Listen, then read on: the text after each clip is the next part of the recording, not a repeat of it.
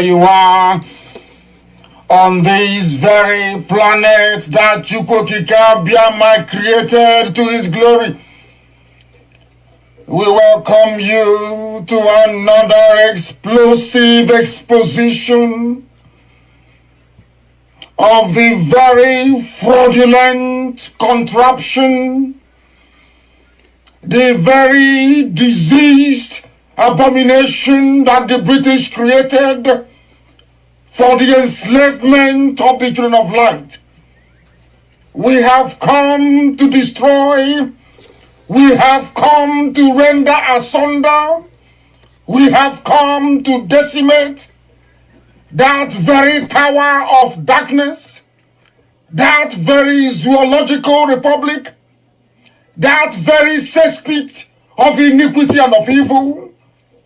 We have come that the blind may see. We have come that the deaf may hear. We have come that even those who through no fault of theirs, but as a result of having subjected themselves to a very disastrous educational system in the zoo, they have become stupid.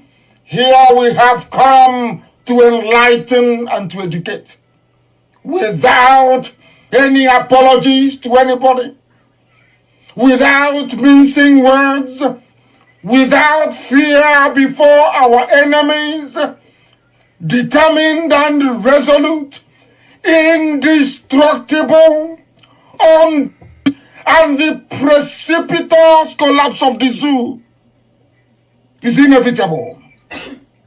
Absolutely inevitable. The devil may try all it can.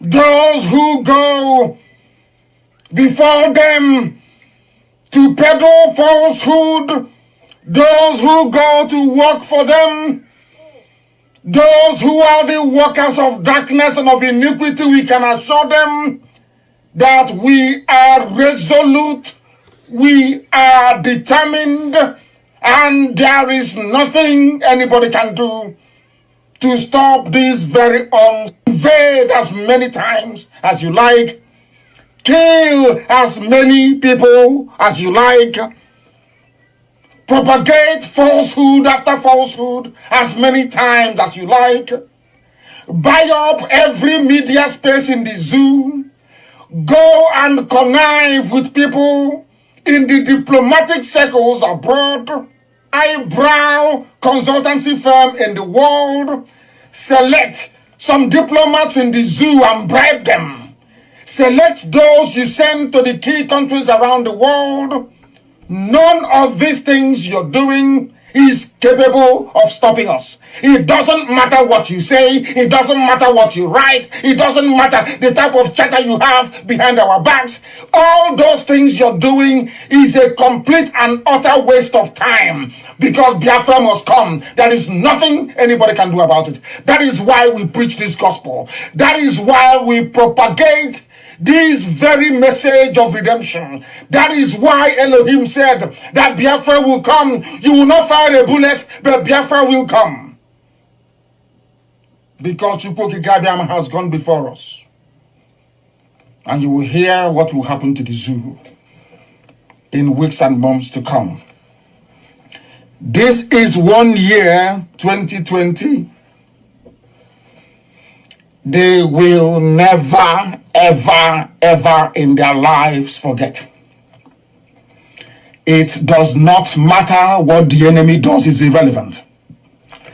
Buy over Twitter, buy over Facebook, bribe the British High Commissioner to Nigeria, bribe the US Ambassador to Nigeria, department in America.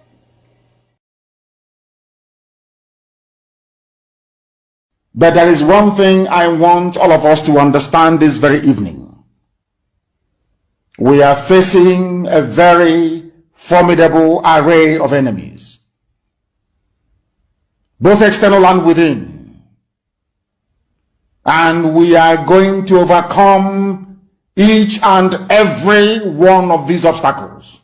That I can assure you, that they may know that the God we worship is an invisible God, not a God that was wrought by the hands of men.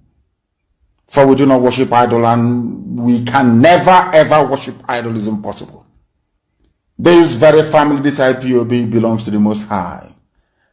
And that is how it's going to be until Biafra comes and beyond to eternity.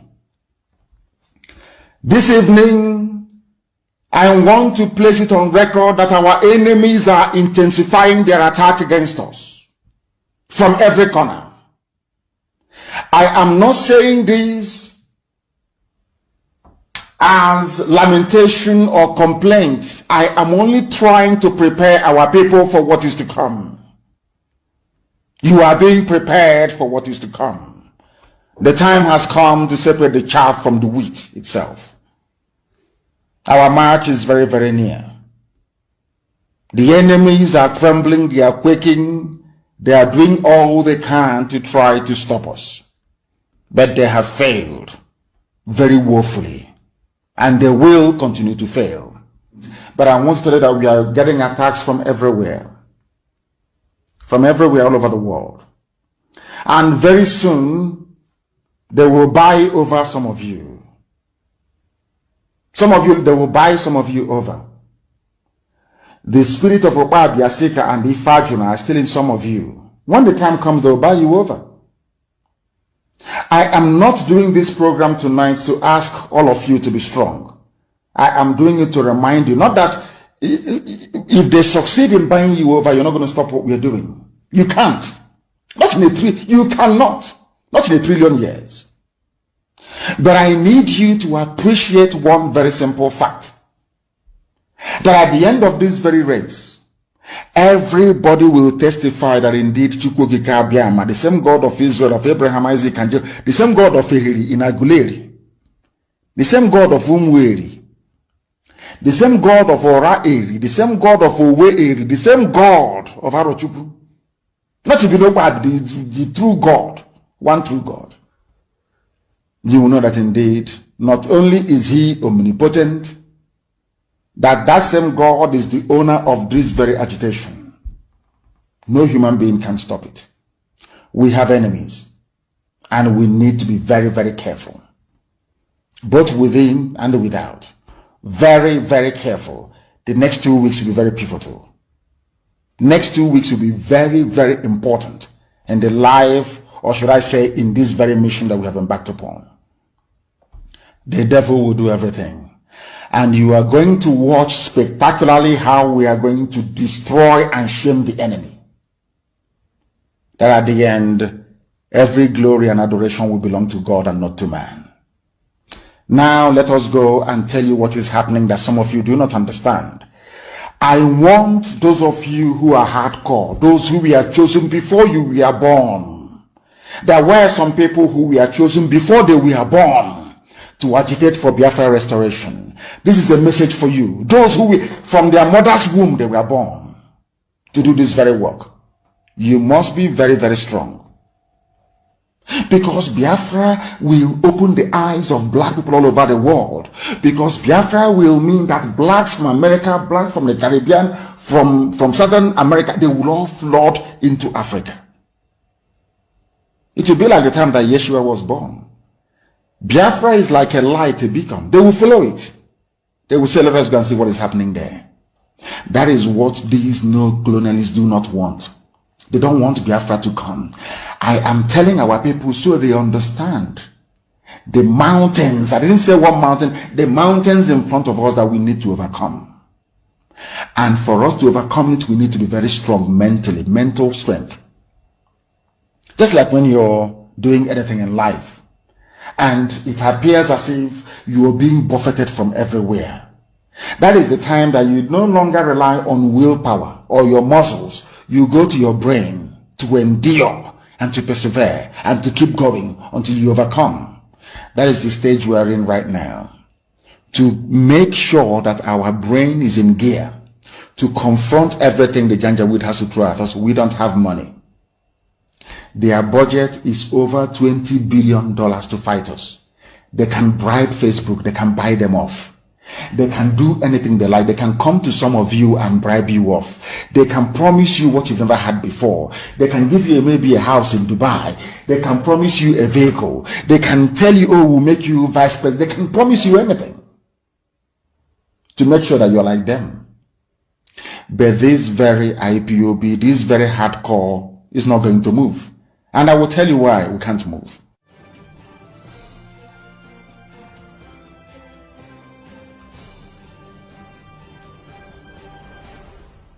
We have tried to live in Nigeria designed by Great Britain and handed to us. We have found it difficult to live in that Nigeria. We have fought a civil war, killed so many people, and still we have the same problems reoccurring. Perhaps the time has come to revisit the very foundations of Nigeria.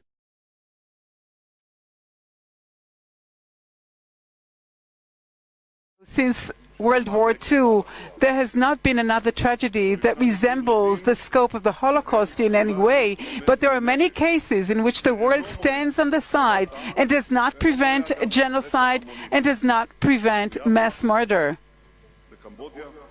It can be Biafra or Cambodia or Rwanda or Sudan.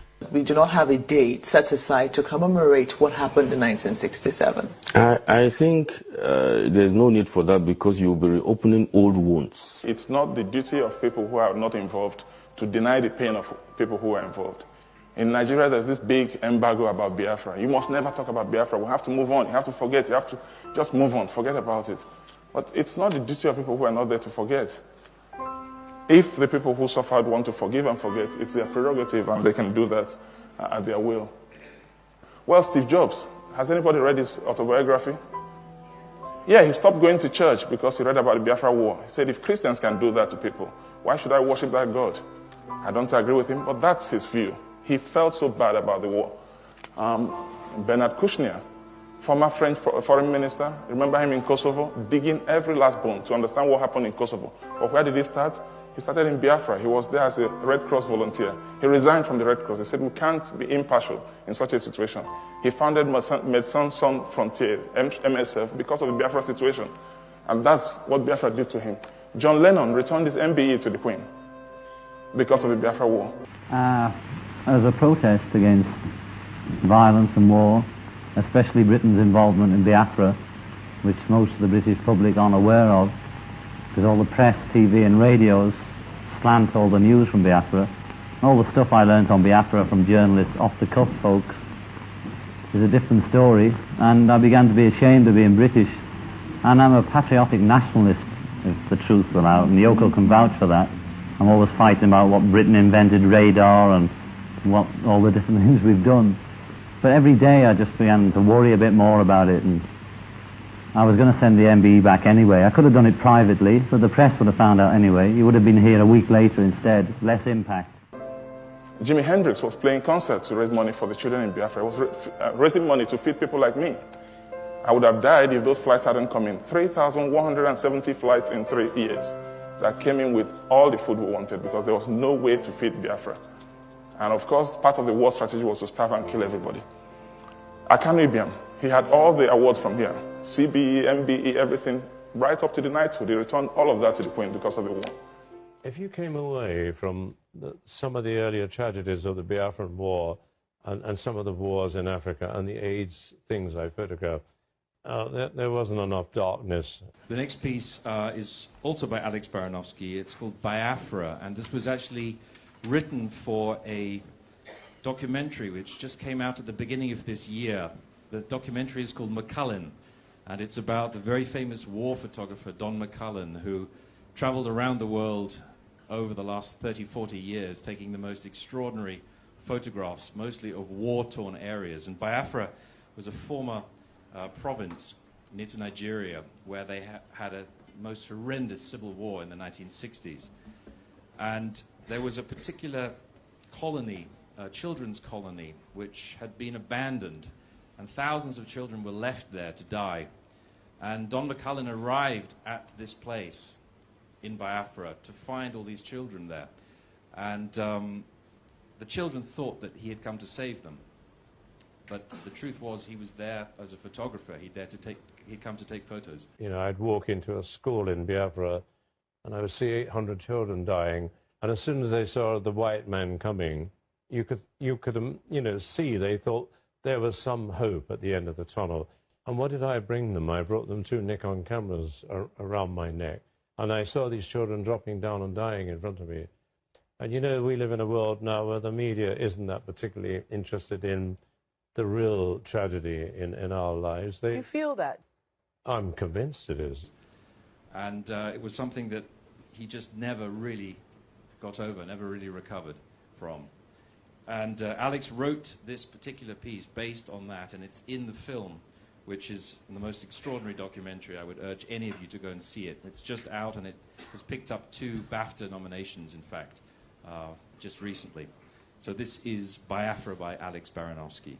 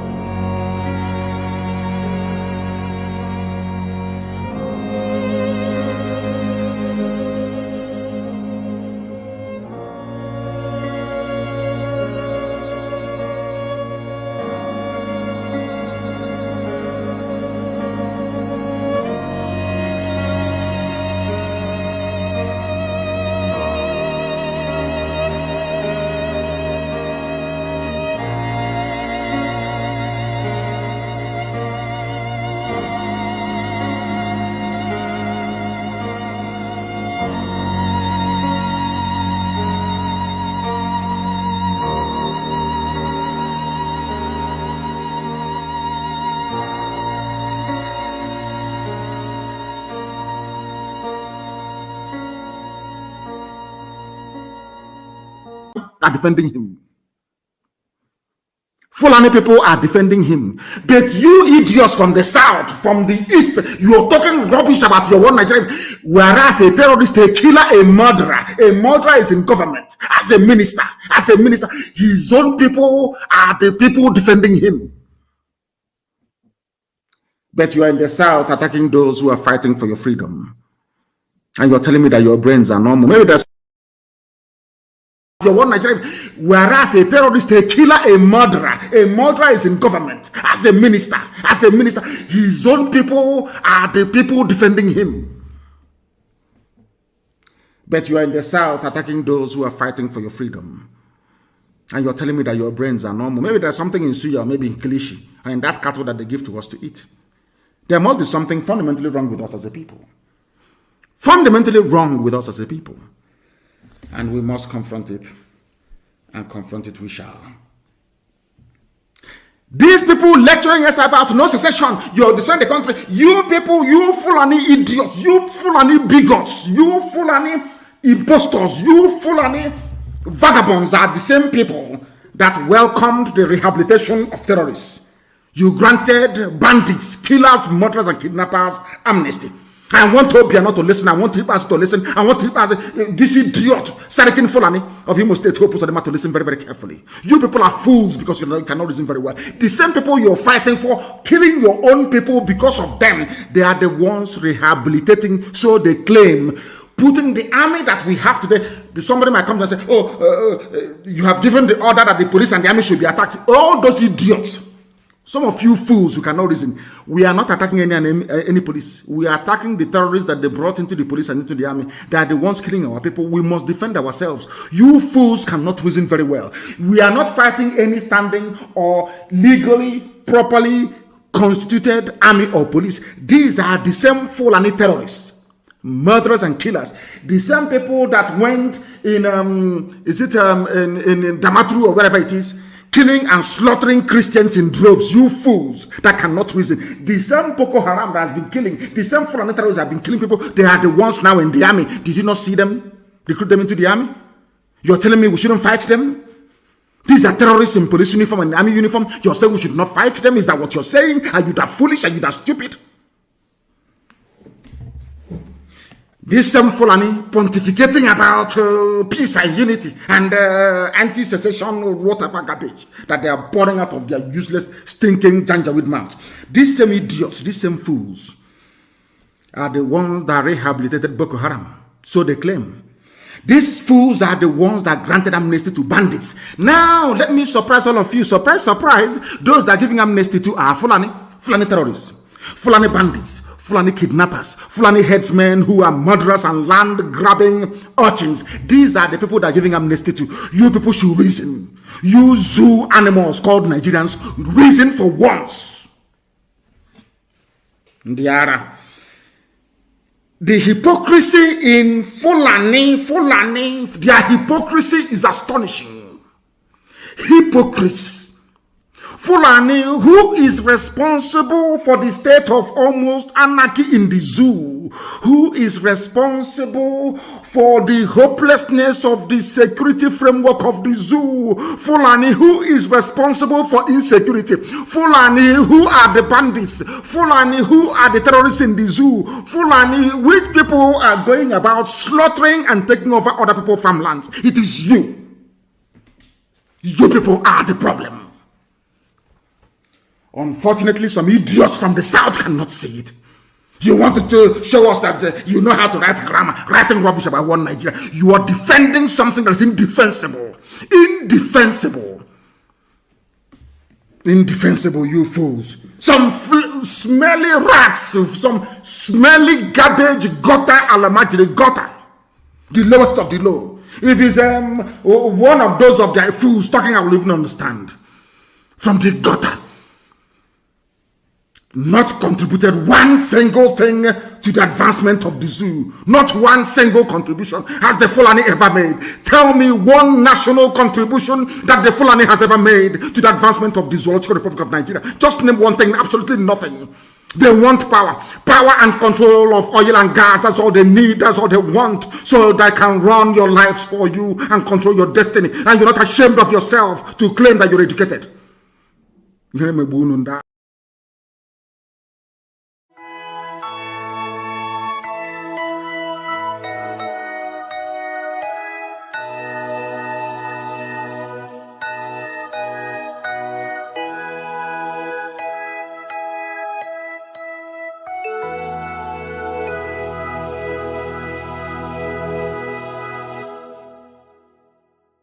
Land of the rising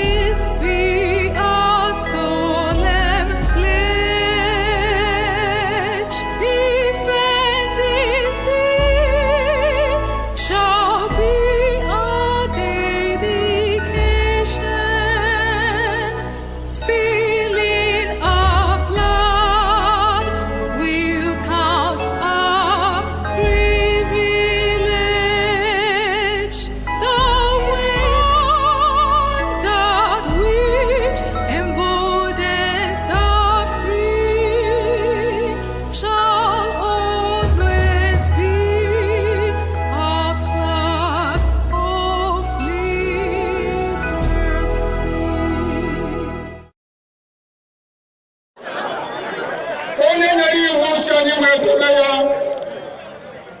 onye si na agata anyị ahụhụ ma ọ bụ na anyị fe arụsị anyị wee na-efe arụsị iwe were iwe gị na ọnụma gị wee bịa leta anyị ụmụ anyị wee na-anwụsị ụfọdụ nọ n'ụzọ ije ha anaghị alọta ụlọ ọzọ nne na nna wee na-ata ahụhụ wee na-ata ikikere eze nwaanyị kunye ka ọgụ ubi gaa rụọ ọrụ Fulani chiri ehi bata ebe ala ihe niile n'iyi okwu ebepụ ya isi anyị bụ ka anyị kpọkụ onye nwe anyị n'ugwu Awụsa ahụ ejide anyị wee gbuo ihe ọbụla anyị mara aka n'ime ha si na ka ha aga n'ihu elekwa ọdụ ụgbọ mmiri n'igwe ọcha bụ ememiri ọhịa nke dị na Kalaba otu aka ahụ anyị na-ala nsọ ebe Biafra ndị kọstọm sokwenye anyị n'etiti anyị anọghị n'ime mmiri kama kọstọm juru ebe niile ha wee na-ata anyị ahụhụ anyị kwe kwesịpụta anyị ka kpọchie anyị kwe kwesịpụta anyị ka gbagbuo anyị onye nwe anyị na Chineke na nke bi n'igwe ọ bụ ụzọ dị anya ka isi wee hụ ndị iro anyị n'anya wee karịa ndị nke gị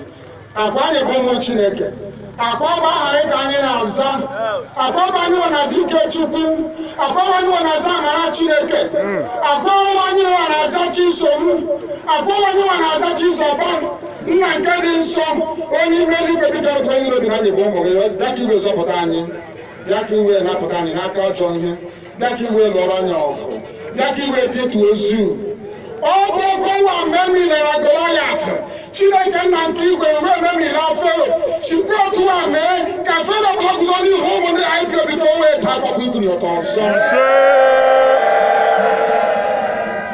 ị ga na-edu anyị n'ụzọ niile nke ezi omume ọ bụla adịghị na anyị na-aga ndagwurugwu onyinye ọnwụ ọ bụgụ nwa bụ ekekere n'igwe n'ụwa nwunye ọbụla kere gị nweghị mmalite nweghị ọgwụgwụ kama anyị onwe anyị bụ anọkpa ahụ ofu ụbọchị anyị ga-anwụ n'ezie kama marakwa na okwu gị na-anọgide bụ ego mgbe ebighị ebi ọ bụ ya mere anyị ji were gị n'anya isi anyị wee na-asị nna nke dị nsọ bịa ka iwe egosi anyị Biafra na ndụ ha abụghị n'ọnwụ bịa ka iwe mee ka ebe gị na amara gị wee kpuchiri anyị ka uwe bịa ka iwe zọpụta ndị nke gị bịa ka iwe mee ka Biafra wee bịa ka anyị na-ewetụta na nsọpụrụ na ịja mma site n'aha gị onye bụ Chukwu nke abịa ma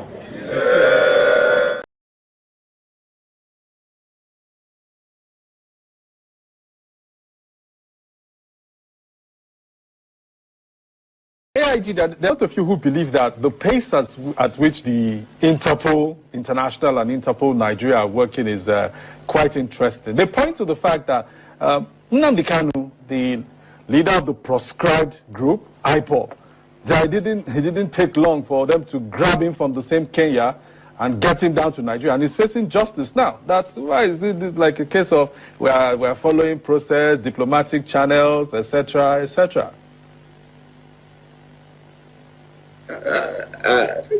Believe you me, I want to tell you I don't know what you are talking about. All I know... You seem not to know exactly what we are talking about here. No. You are bringing an issue that Interpol is not aware of. You know, let me define the role of Interpol so that you can understand. Interpol is an international police organization that assists law enforcement agencies within the 196 countries to look for a fugitive that runs or is hiding. And if you look at all the other fugitives that are brought to face justice in Nigeria, they have the link, those who are involved with Interpol. So I don't know I don't want to talk about issue of Kanu, who brought him back to Nigeria. I'm not aware how he was brought back to Nigeria or how he came into Nigeria. Interpol is not aware. We stated this long time ago, and we made it categorically clear. So it's not a question. There are what we call police-to-police relationship, international police cooperation. Another police, it does not necessarily bring Interpol.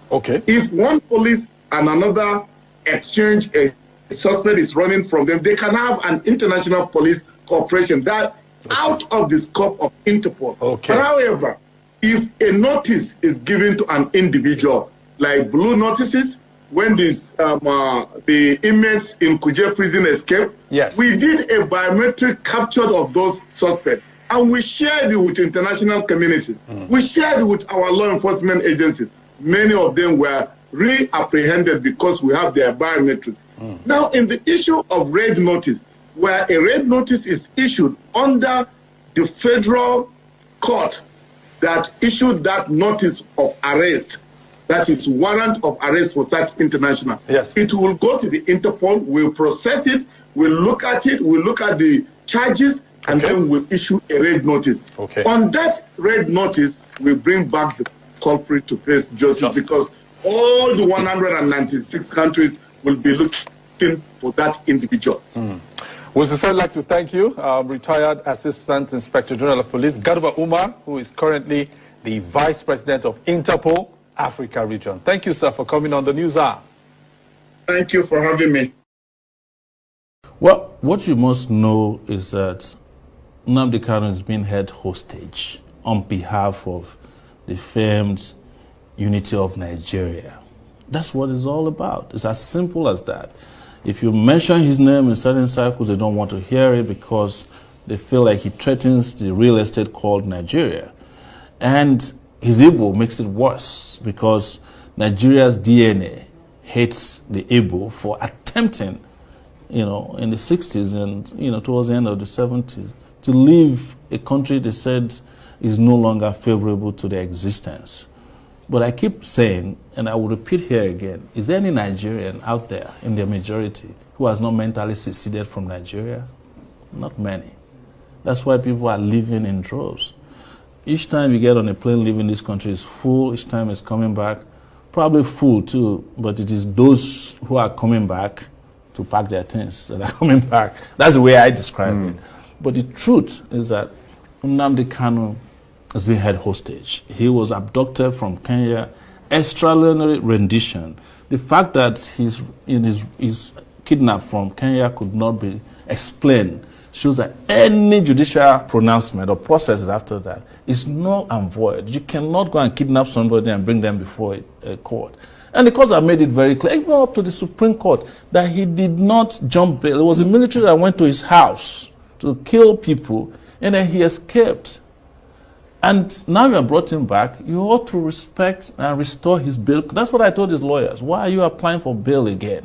Because the Supreme Court made all the pronouncements except releasing him. And I think it was because they were afraid. And that's why I said he's a hostage to this country. And like you rightly said, there are other people who have made even more egregious pronouncements and fought and carried arms in this country. And you have not treated them the same way because they're not Nnamdi Kanu's, their name don't sound East. And I'm not here to fetish being able. But the reality is that they are not treated fairly. And Nnamdi Kanu is part of the reason why that is clear to everybody. Right. And by the way, I must also reveal here that there are some Igbo elites who are behind this. Whenever there's a crime of conspiracy against freedom fighters, there are people inside and outside who are working together.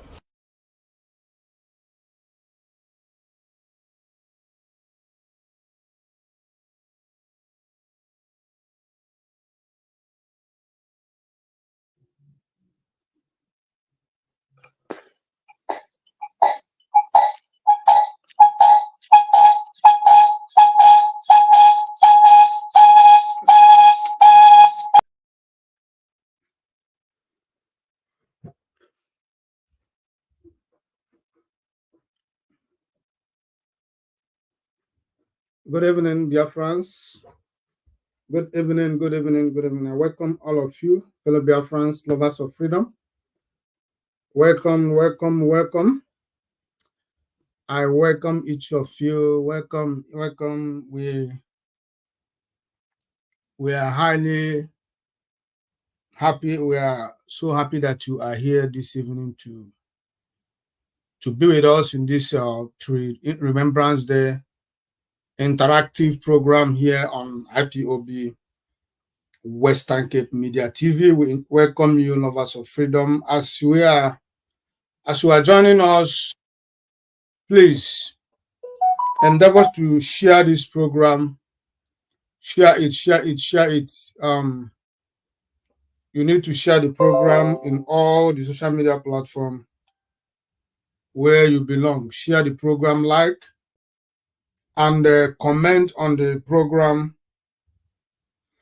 we are bringing to you this evening, because this program this evening is very, very important to us Biafrans, because we are remembering our fallen heroes and heroines. So we want to make it a memorable program. So we welcome each and every one of you, lovers of freedom. We say to you, welcome, welcome. This is IPOB Western Cape Media TV. We are not like any other. We are special. We are determined. We are resolute. And we ask for nothing but Biafra. We ask for nothing but Biafra. So I want you to know that this evening you are in the right place. You are in the right place this evening. So we welcome you. We welcome you. So this evening we are remembering, today is 29th of May. And as you already know, tomorrow is 30th May, when we celebrate and commemorate with our fallen heroes and heroines, those who have died that we may live. I welcome each and every one of you. I can see so many people here. I welcome you all. This evening we want you to remember that during this program you will call in. We tell you when to start calling in to make contribution towards the topic we are about to deliberate on this evening. Is going to be interactive. It's going to be interactive. So we want to make it as interactive as possible. We'll be having guests this evening. In a very short period, I'm going to bring them in. But this, I just want you to know where you are, that you are here. This is IPOB Western Cape Media TV. Here we speak nothing but the truth. We are without fear or favor. We are fearless before our enemies. We are not here to represent any individual, but to represent and to defend our fatherland, Biafra. Because to us, it is Biafra today, tomorrow, and forever. And if you are offended by our resolve, we have no apologies for that. Mazi Nnamdi Kanu is the leader of the indigenous people of Biafra, IPOB worldwide, and his position is incontestable. IPOB is here to restore Biafra, and we are not going to be swayed until Biafra is restored. Welcome once again to IPOB Western Cape Media TV, saying it the way it is. Yes, we say it, we say things the way they are. We are not here to paint wet. We are not here to massage wet. We are not here to make you happy. We are simply here to propagate and to preach the gospel for the freedom of our people. That is the most important thing to us. The freedom of Biafra is non-negotiable. It is sacrosanct. So there is no substitute towards the restoration of Biafra. It is something we were born for. And we are going to make sure that we fulfill that task that Chukwuka Abiyama created us for. We're not going to disappoint him. Then are we going to disappoint our people? We are here determined, focused. And I want you to know that this is a place, this zone, IPOB Western Cape, is a zone that respects and follows the IPOB Code of Conduct. That is why we are standing tall. That is why we are not shaking. That is why the enemies could not penetrate us.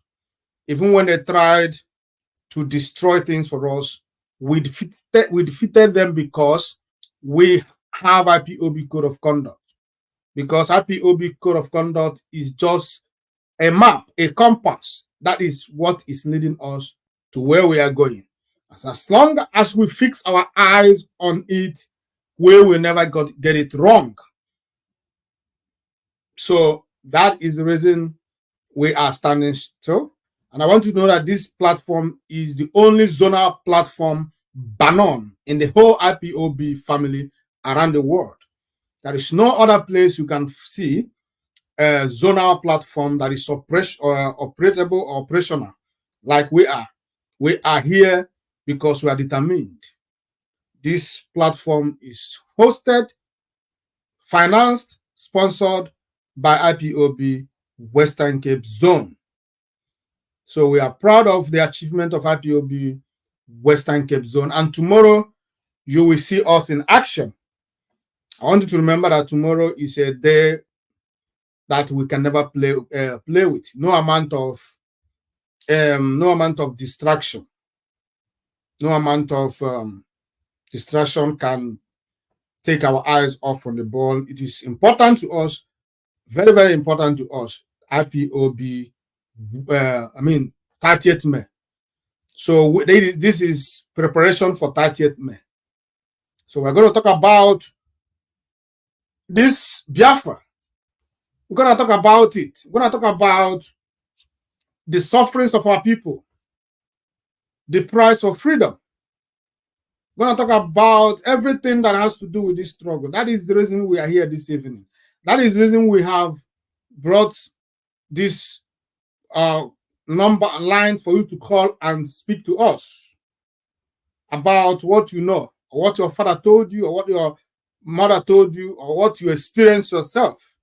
That is the reason we are here. We want to bring it to life, the experience of the past. We want to bring it to life. We want to feel what those people felt. We want to feel their pain once again. That is the essence of 30th May. So I want you to know that this is not going to be like any other program we have in this platform this time around. This today is going to be special because it's a special day for us. It's a day of mourning. It's a day of celebration. So we are going to combine our strength and make this time, this 30th May, a memorable one. So I welcome each and every one of you, fellow Biafrans, to this program this evening. And let me bring in my guests. Yes, here I have my coordinator, a comrade that I'm so proud of. I have my able comrade, Maz Philip. Everybody is here. So I am so happy that you guys are here, and we will be doing it together as usual. Yes, we'll be doing it together as usual, and I am proud of every one of you guys, and I'm so happy that you are here this evening. Before I go on, I have to introduce myself because we have to make this program as quick as possible. So let us do it so we can move on. My name is Mazi Onyebuchi. Mazi Onyebuchi is the host, and by the special grace of Chukwu Okike, I am the Parklands Unit Coordinator. I believe in Biafra. I believe in Biafra. I sleep and wake up in Biafra. I live for Biafra, and I will die for Biafra. So that is what we are doing this evening here. I say to you, welcome each and every one of you. I say to you, good morning, good afternoon, good evening, and good night to some of you, depend where you are watching us from this morning. And let me remind you again before I bring in my guest, if you have not shared this program, I beg you in the name of Chukwu Okike to share this program. We always encourage you to share our program because we have to make this message, this platform, at least popular. By sharing it, many people will be identifying with us. Some people does not know about this platform because you are not sharing our program. Share it, like it, very important. These are the most important things to do, sharing and liking. You can comment if you have anything to comment, but sharing and liking is very, very important. So share the program in we are live in all our social media platform. We are live in our IPOB Western Cape Media TV Facebook page. We are live on our Facebook, on our YouTube page, IPOB Western Cape Media TV. We are also live on our Twitter handle, IPOB Western Cape Media TV. Make a choice where you want to follow us this evening. And also get your phone ready, because when we open the line, we want you to call, because we want to hear your story. We want to know what you have in mind. We want to know what 30th May means for you. We want to know what it meant for you, because there is a reason why you are celebrating 30th May. So we want to know how you feel about 30th May. So I'll bring in my coordinator, Mazi Innocent, to introduce himself to Biafrans. Mazi, you have the floor to speak to us. Thank you, Mazi.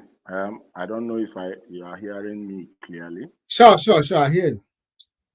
Thank you. Biafrans all over the world, fellow comrades all over the world, both in Biafra land and in diaspora, I bring you greetings this evening, all the way from Cape Town, Western Cape in South Africa.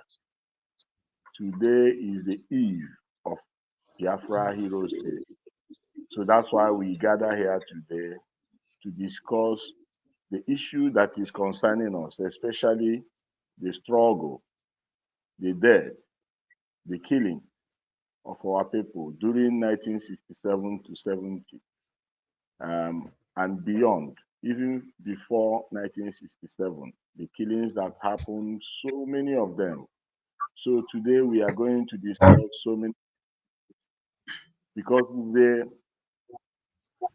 eve of our Heroes Day, we don't play with 30th May. It's one of the most important days in our struggle. So fellow Biafrans, I welcome you to this program, wherever you are.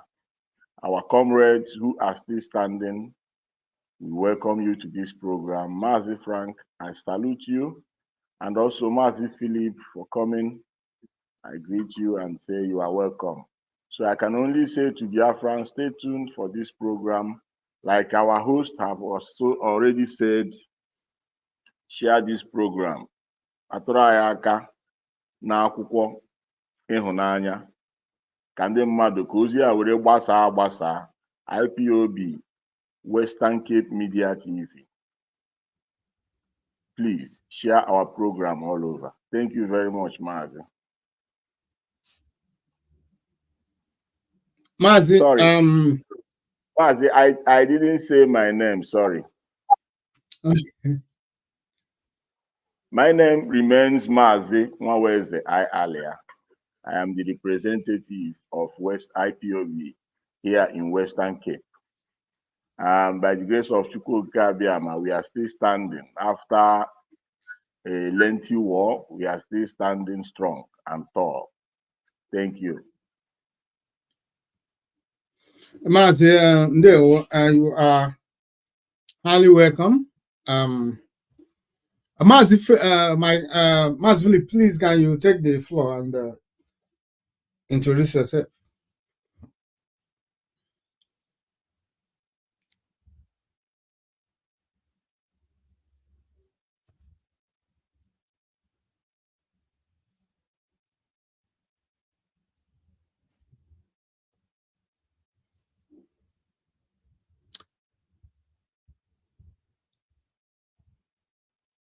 You are muted. Let me see. Okay. No. What is happening?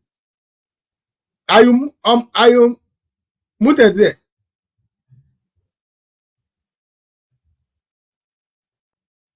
So why am I not why are we not hearing you? Wait.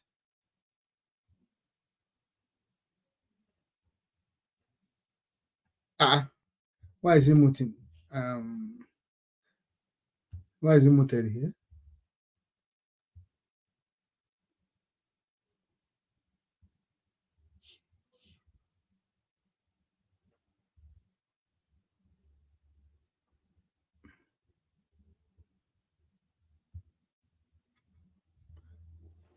Check your speaker, Mazi.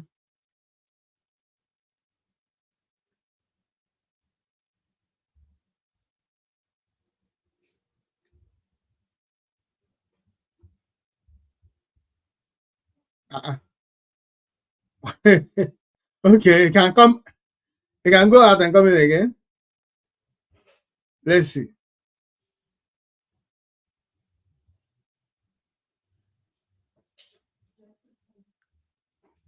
Mazi Philip is having problem with. I don't know. I can see. Yeah, his speaker. He can go out and go out and come back in. Yeah. Okay, he's in now. Let me see.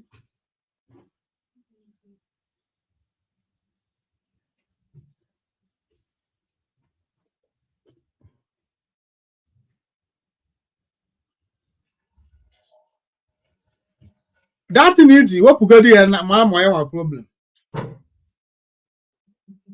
That head this thing. Remove it.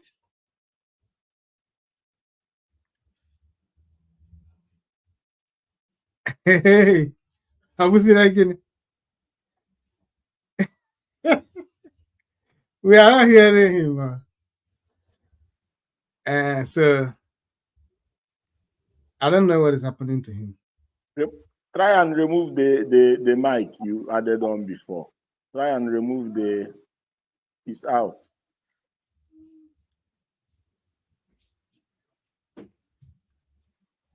Yeah, he's unmuted. So why is he not talking?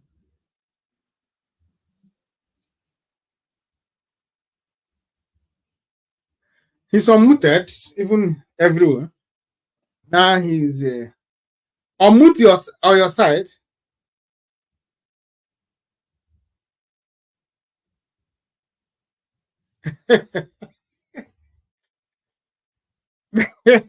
I have not seen this time before. Mazi, what do you think is wrong? It's from the setting of his phone or the way he entered. Let him, Mazi Philip, try and remove the mic, remove the earphone that you plugged in, then come out. When you remove it, come out and then come back in. Okay. Now come out, leave the program and come back in. All right. Anyways, we have to continue. So Mazi, I don't know what is happening to his I think you need to look at the settings. The setting of his phone. Yeah. You need to Mazi, before you come in, let me say something before we go to the program. There's something news that broke this evening. I don't know if you come across the news. The government of Buhari, Kafia, Tinubu, is in the news. He has this what's it called? Let me see if I can get the news.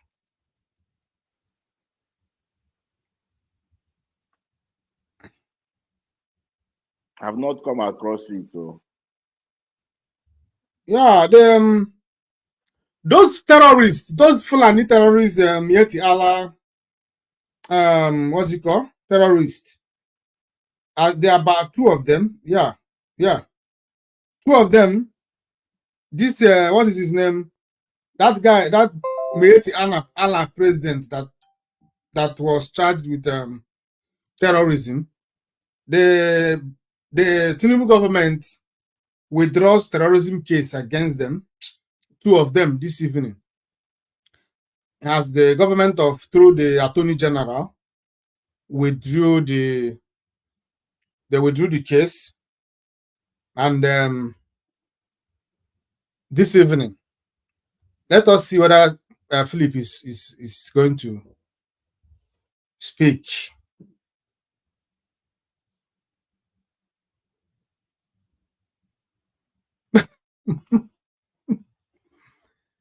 Mazi, what are we going to do? I think his phone, the gadgets he's using is not. There is something wrong with it. Yeah, if there you can get another phone, then you can send this link and use another phone and try. Yeah, because you can see it's not talking. You are muted now. Check if you can unmute. Yeah. Philip, we are not hearing you at all.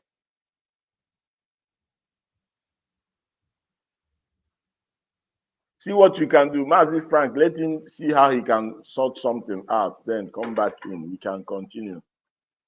Okay. So now this evening, that news broke in the news that the Tinubu government had withdrew the terrorism charges leveled against this Fulani Miyetti Allah president and asked him to go. So, but Mazi Nnamdi Kanu, this guy was arrested, I think, in January this year. Yeah, January this year. But Mazi Nnamdi Kanu has been there for the past 3 years. Tinubu has not thought it wise to release him. So that is the news that broke this evening. But that is not the reason we are here. The reason we are here this evening is to talk about Biafra Remembrance Day. Amazi, you know, when you talk about Biafra, so many things comes to mind. Talk about the children that were dying, starved to death by Awolowo and Gowon. Talk about the propaganda against Biafra. Talk about the gang up against Biafra by British and the rest of the world. But this evening, I want us to start by playing a video about Biafran and so that we can awaken some of the experiences and bring it to bear. So let me bring this video to about the whole thing, how it all started, and I want us to listen and as we go through it.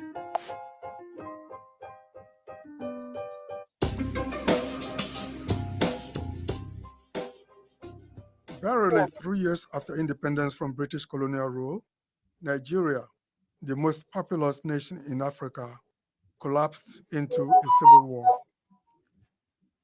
The Nigerian Civil War, also known as the Biafran War, became one of the most divisive wars in the history of post-independence Africa. Evidence in persistent ethnic animosities and distrust continues to shape the narrative of Nigerian identity and the nation's future. Equally important, the historical origin and the painful experiences of that 3-year war from July 1967 to January 15, 1970 validates the assumption that multi-ethnic nationhood, which African nationalists constructed from the inherited colonial boundaries, was fragile, even untenable. Indeed, most historians would agree that the Nigerian Civil War represented the most unambiguous testimony of the failure of colonial rule in Africa.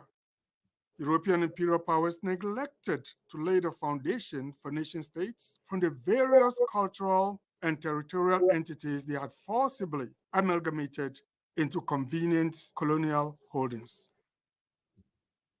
But considering that Nigeria has successfully remained a vibrant nation 50 years after that heinous war, we can also celebrate the remarkable resilience of African nationhood, despite the political, religious, socioeconomic, and cultural challenges. The crisis that would become the Nigerian Civil War began on January 15, 1966, when a group of military officers, mostly of the Igbo ethnic group, overthrew Nigeria's first democratic government.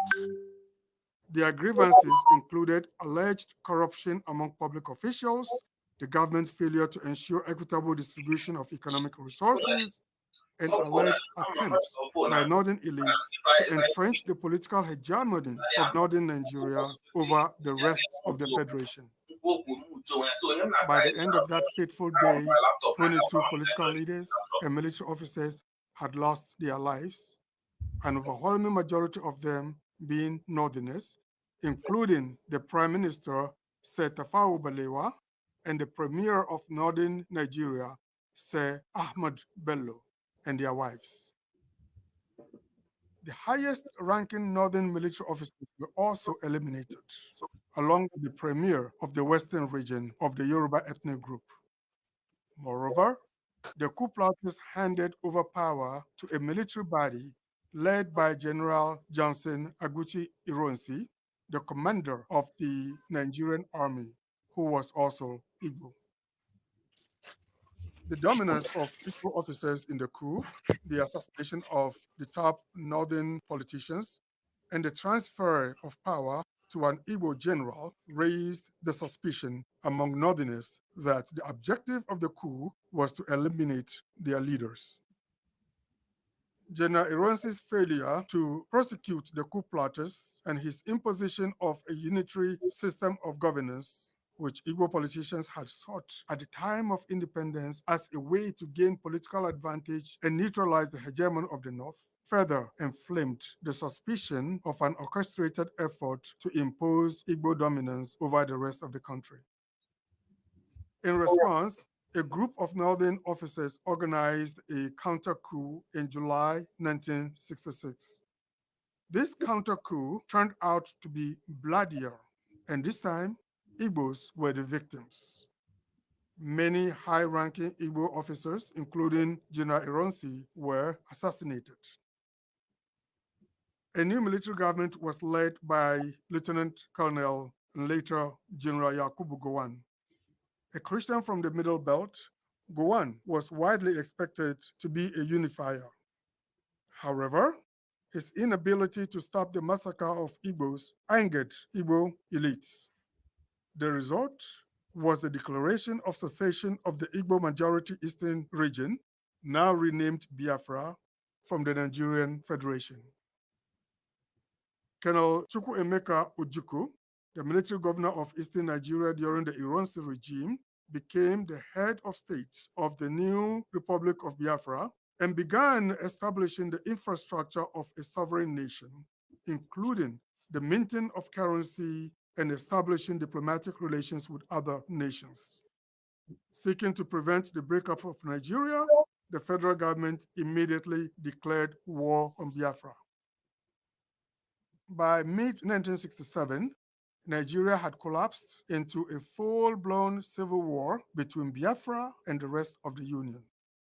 With its massive air power and large army, the federal government captured oil facilities in the east, upon which the Biafran economy was dependent, as well as Nigeria's most critical port city, Port Harcourt. The capture of Port Harcourt allowed the federal government to block the shipment of military equipment to the Biafran army. Unfortunately, the embargo also made it difficult for food and medicine to reach civilians. The result was mass starvation of over 1 million Biafran civilians, mostly women and children. The Nigerian Civil War ended on January 15, 1970, with the surrender of Biafran leadership.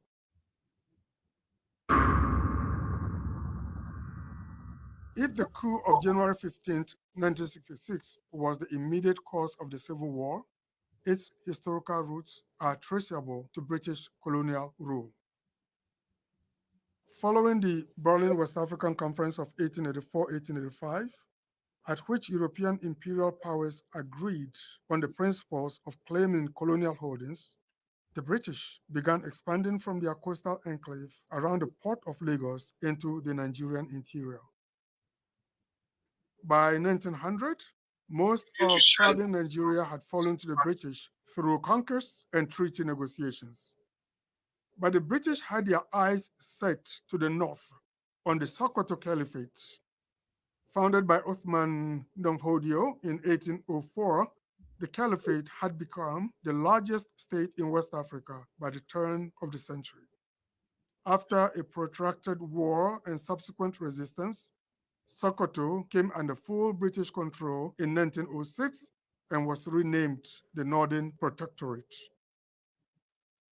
Although the British abolished the Caliphate, the existence of its formidable administrative structures encouraged the British to implement a system of indirect rule, with which they had experimented in India.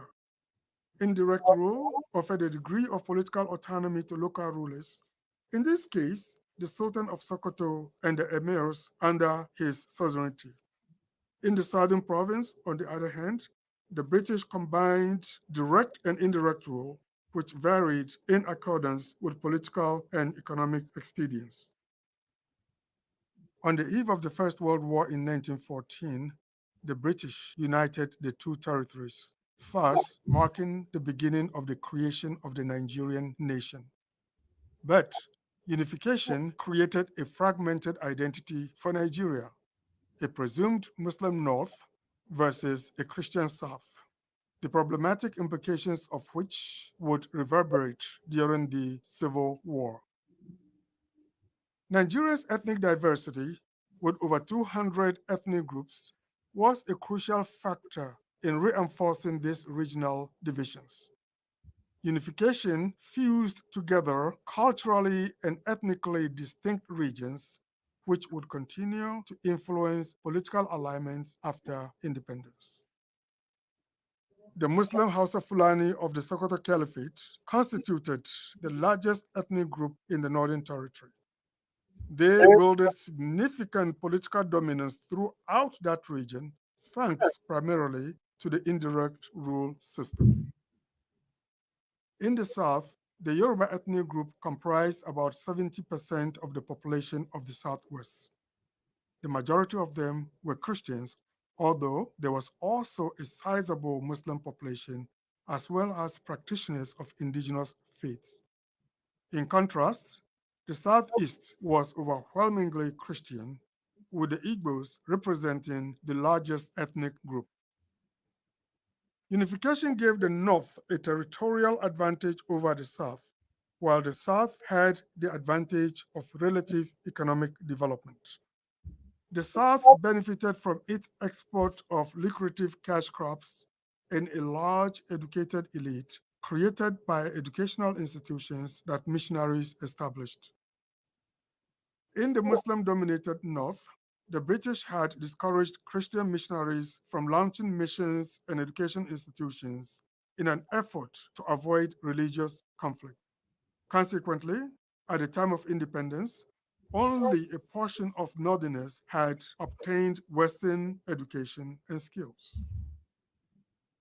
The complex configuration of ethnic and religious identities suggests that the nationalist leaders had to make significant political compromises to accommodate the country's disparate cultural groups. The causes of the Biafran crisis can therefore be located at the confluence of British colonial manipulation of ethnic differences and the failure of Nigerian nationalists to implement political arrangements that would foster political and economic equality.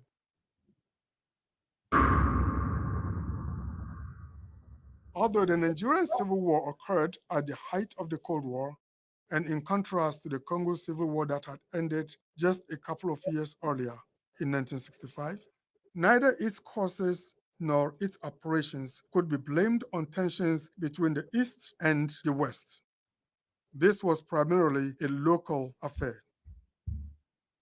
Nonetheless, for economic reasons, international governments weighed in on the conflicts.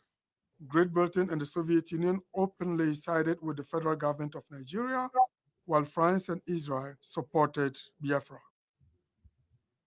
Within Africa, Gabon, Cote d'Ivoire, and the white minority regime of Zimbabwe, then Northern Rhodesia, led by Ian Smith, offered their support to the Biafran state. The rest of the continent privately sympathized with the federal government, but publicly claimed neutrality.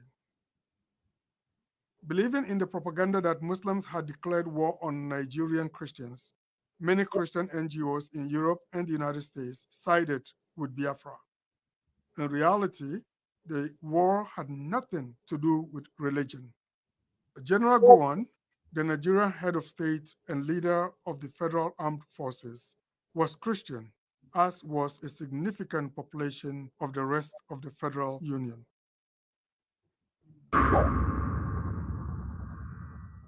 General Gowon's famous description of the war as a war with no victor and no vanquished was an important rhetorical effort to heal wounds. Nigeria succeeded in averting what would happen to Sudan a couple of decades later when Sudan split between a Muslim North and a Christian South. However, the scars remained in the public memory. Constant references to the Civil War as the source of Nigeria's lack of unity and periodic instability suggest that the federal government won the war but lost the peace. Yet, if Nigeria succeeded in preventing the dismembering of its parts, it is due to the tenacity of all Nigerian leaders who worked hard to maintain the union against all odds. The survival of Nigeria as a nation has helped Africa. It provided the needed leadership in ending white minority rule in Zimbabwe, in South Africa, and indeed in Namibia. In 1972, Nigeria led in the founding of the Economic Community of West African States, ECOWAS. With Nigeria's leadership, ECOWAS peacekeeping forces contributed to ending civil wars in Sierra Leone and Liberia, albeit with some tactical errors. Nigerians and Africans can, therefore, celebrate a war that had no victors and no vanquished.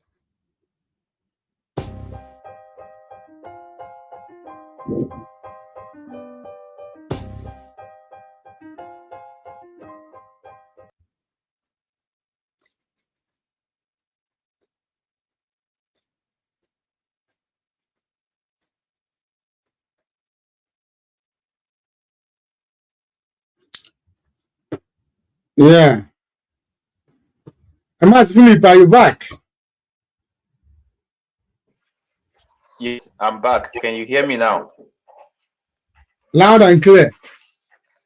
Okay, thank you so much. Okay, you can now introduce yourself. Great Biafrans. My name is Philip Okeke.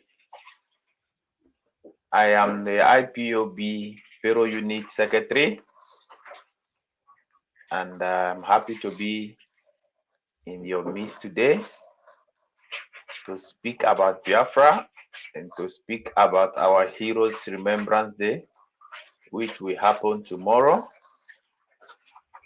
And I'm very happy to my coordinator from Parklands, Comrade Frank Onyebuchi, and my biggest provincial coordinator, Mazi Alia.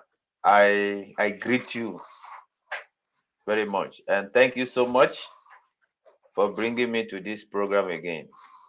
Thank you. No. Mazi, at least you are here. And let us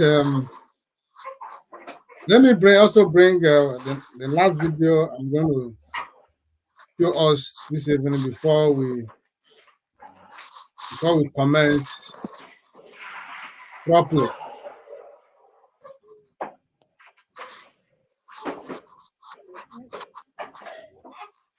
Mazi, mute.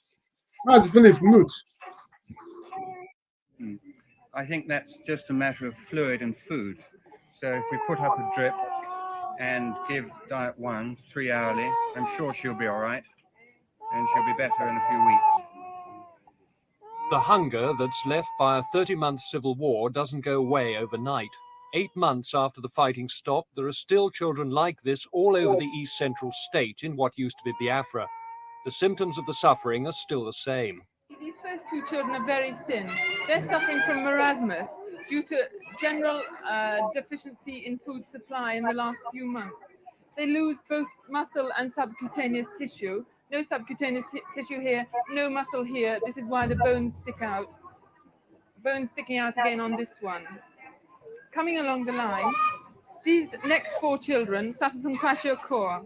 The first one is in the early stages, acute stages, in which the face becomes very puffy, the cheeks are swollen, they also get fluid collecting in the feet and in the fronts of the legs.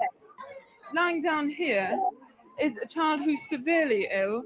The most immediate problem is that the child is very dehydrated. In addition, as you can see, like the first ones I showed you, the child's got marasmus as well. But on top of this, a child has become severely dehydrated due to diarrhea in this case, but probably this burn here has also contributed to the loss of fluid. And if we don't correct the dehydration immediately, the child will die from just general alteration in body chemicals. How long do we have to stay here before they get like this one here? Well, we reckon to keep all kwashiorkors for 1 month. And as you can see, this one is really getting on well. I think he's a bit shy of the camera. But usually... But he's almost well now. Yes, he is. He's got good tone here. Still a bit puffy tummy or not? No, a lot of them have this. This isn't due to fluid, at any rate. And if I stand him down, you can see he's got lots of energy. The relief teams estimate that 500,000 people in the East Central states still need special feeding or medical care. The help must go to them through sick bays established where they're most needed.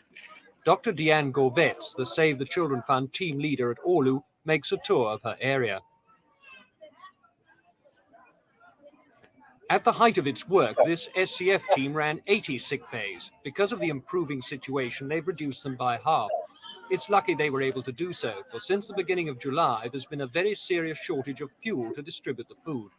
From the moment the Nigerian Red Cross pulled out of the relief effort at the end of June until the middle of August, not a drop of petrol came from any Nigerian source to keep the food trucks running.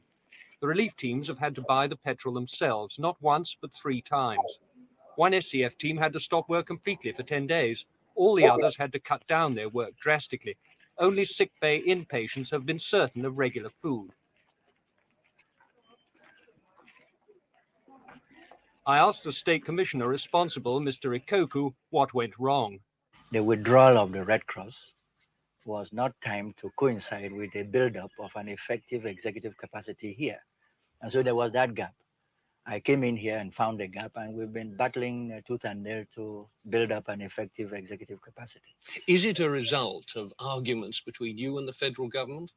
No, it is a result of argument between the federal Ministry of Economic Development and the Red Cross, the National Red Cross. There's been some incompatibility of personalities over there. And so we were not taken into confidence as to the timing of the withdrawal of Red Cross operation.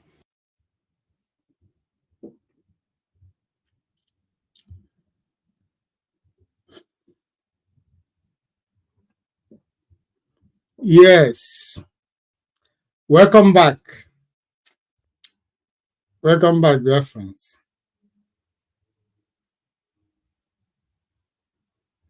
Mazi, I played these videos. One, the first video I played was going through the history about the Zoological Republic of Nigeria, the roles that British played in everything, the reason we cannot live in peace with the rest of the Zoological Republic, the reason crisis never ceases in Zoological Republic, because of the British selfish interest. So it talks about the war, the cost of the war, and everything that happened.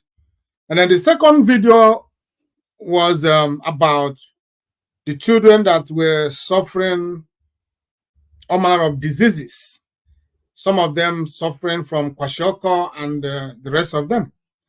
And why I chose that particular video, because it was post-war, it was after the war. So now you can hear when they were saying that the federal government pulled Red Cross out of Biafra, and all hell let loose. They did it for a purpose, so that our people will continue to die. The ones that their bullets and bombs could not destroy, the hunger and the diseases did. So they pulled the Red Cross for a purpose. And after pulling away and removing the Red Cross, they did not come in. They denied the rescuers, those in mission to rescue the people. They denied them source funds and other things. And it has not stopped until today. That method, that plan continues till this moment to continue to press Biafrans, suppress Biafrans, deny us every opportunities for development. They tried their best to deny us every opportunity to reach out, to integrate properly back to the society, and that is why we are back again. So this evening, Mazi, I'm going to be throwing the question to Mazi Innocent Talia, because after then they will open the line for those who want to make any contribution to do. Mazi, looking at those videos, because that is the reason we are here. The reason we are talking about 30th May is because of those videos and the history you heard concerning Biafra and Nigeria. Is for you to know that whatever happened in Nigeria between Biafrans and the rest of Nigeria did not just start in 1966 Q. It has been there breeding underground. It was brewing underground until it climaxes in 1966, which prompted the war in 1967. So, Mazi, tell us, when watching those videos, what came to your mind? Mazi Innocent, our coordinator, this is for you. When watching those videos and listening to the history and looking at those children, what came to your mind? Thank you, Mazi Frank. You know, the world we are in now, sometimes you get surprised how some of these videos are coming out.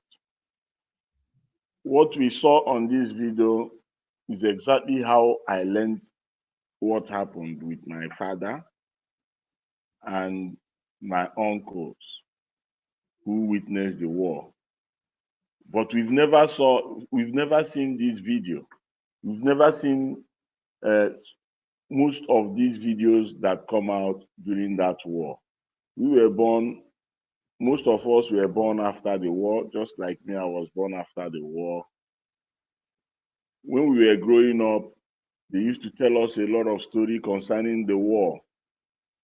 It was so touching.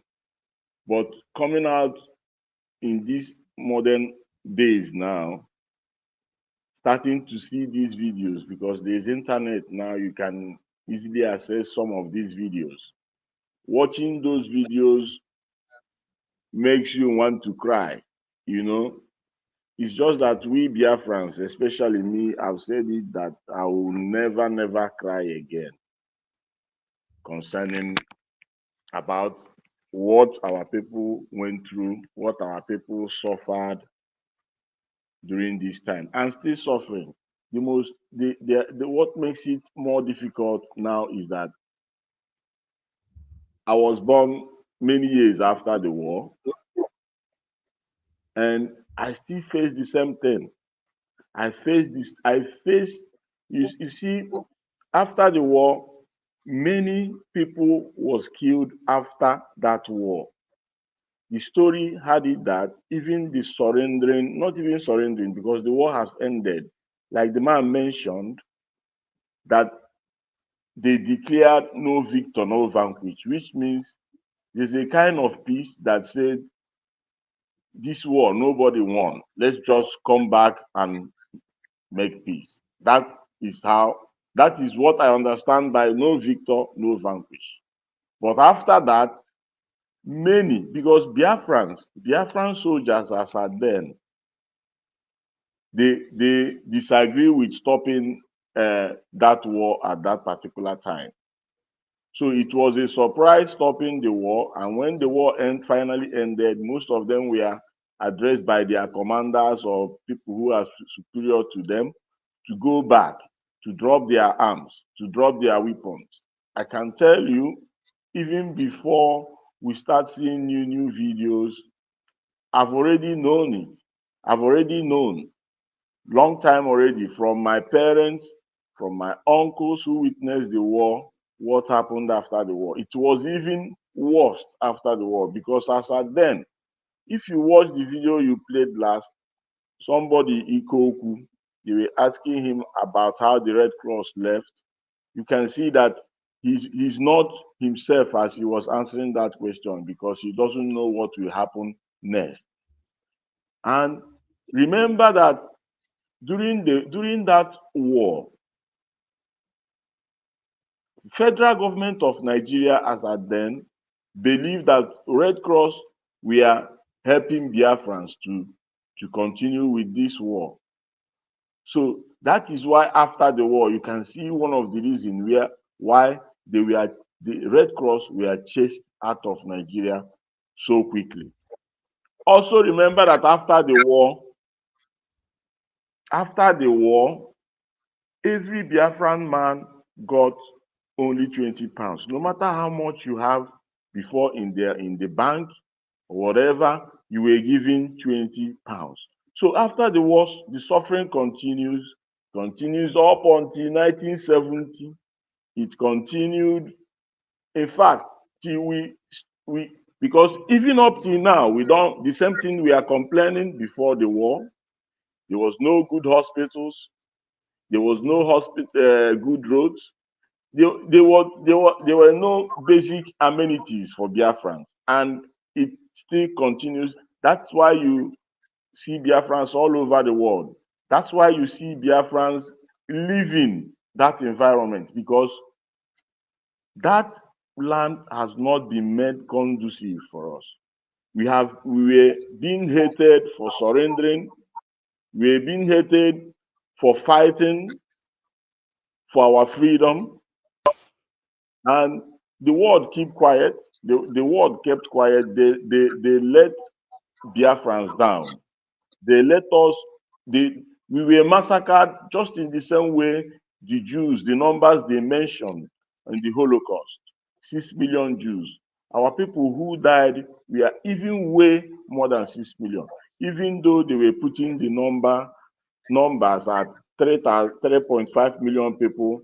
Some BBC News is putting it at 1 million. Can you imagine? But even with that, even with 3.5 million, you can see what our children went through. That video just show you a little clip of how the children were suffering. Do you know how many children that died? Do you know how many children were airlifted out of Biafra land who were never brought back again from there? This is a genocide that was committed by Nigerian government with their allies as of then who were helping them. British government, that is why every Biafran were so angry when that young man visited again. visited Nigeria, visited their contraption, visited their company. I mean, the Nwa Queen, Nwa Diana, who's supposed to know better, that they are holding hostage of innocent Biafrans, and they are surviving on our expense. So, Mazi, the struggle, the death, the killing, the subjugation, the whatever you can think of has been meted on us Biafrans, even after the war up until today. If it's not so, why are we still outside? And every Biafran I've met outside Biafra land have that desire of returning back home. But there's no home to go to. So tomorrow, we don't want to bore people with too much stories. Why we are here is that tomorrow is the Heroes' Day. We remember all our heroes who were killed. I don't know why, if Facebook and some of them can allow us to use that killing today, because when you say killing in your program, they tend to block you. People are now using tie. When we use that tie, it doesn't qualify what we want to explain to the world. You know, they've massacred us in millions, and the world need to come to our rescue. The tears in our eyes have dried up. There's no more tears to cry. So tomorrow we are going to remember all our heroes, even the ones, our comrades, that their life was just cut short, just even yesterday, even few weeks ago, few months ago, few days ago, even the last one, even from the complaints from IPOB all over, the complaints from our leader Mazen Nandikan, still our people were massacred again in Aba just recently. So we are going to remember them tomorrow.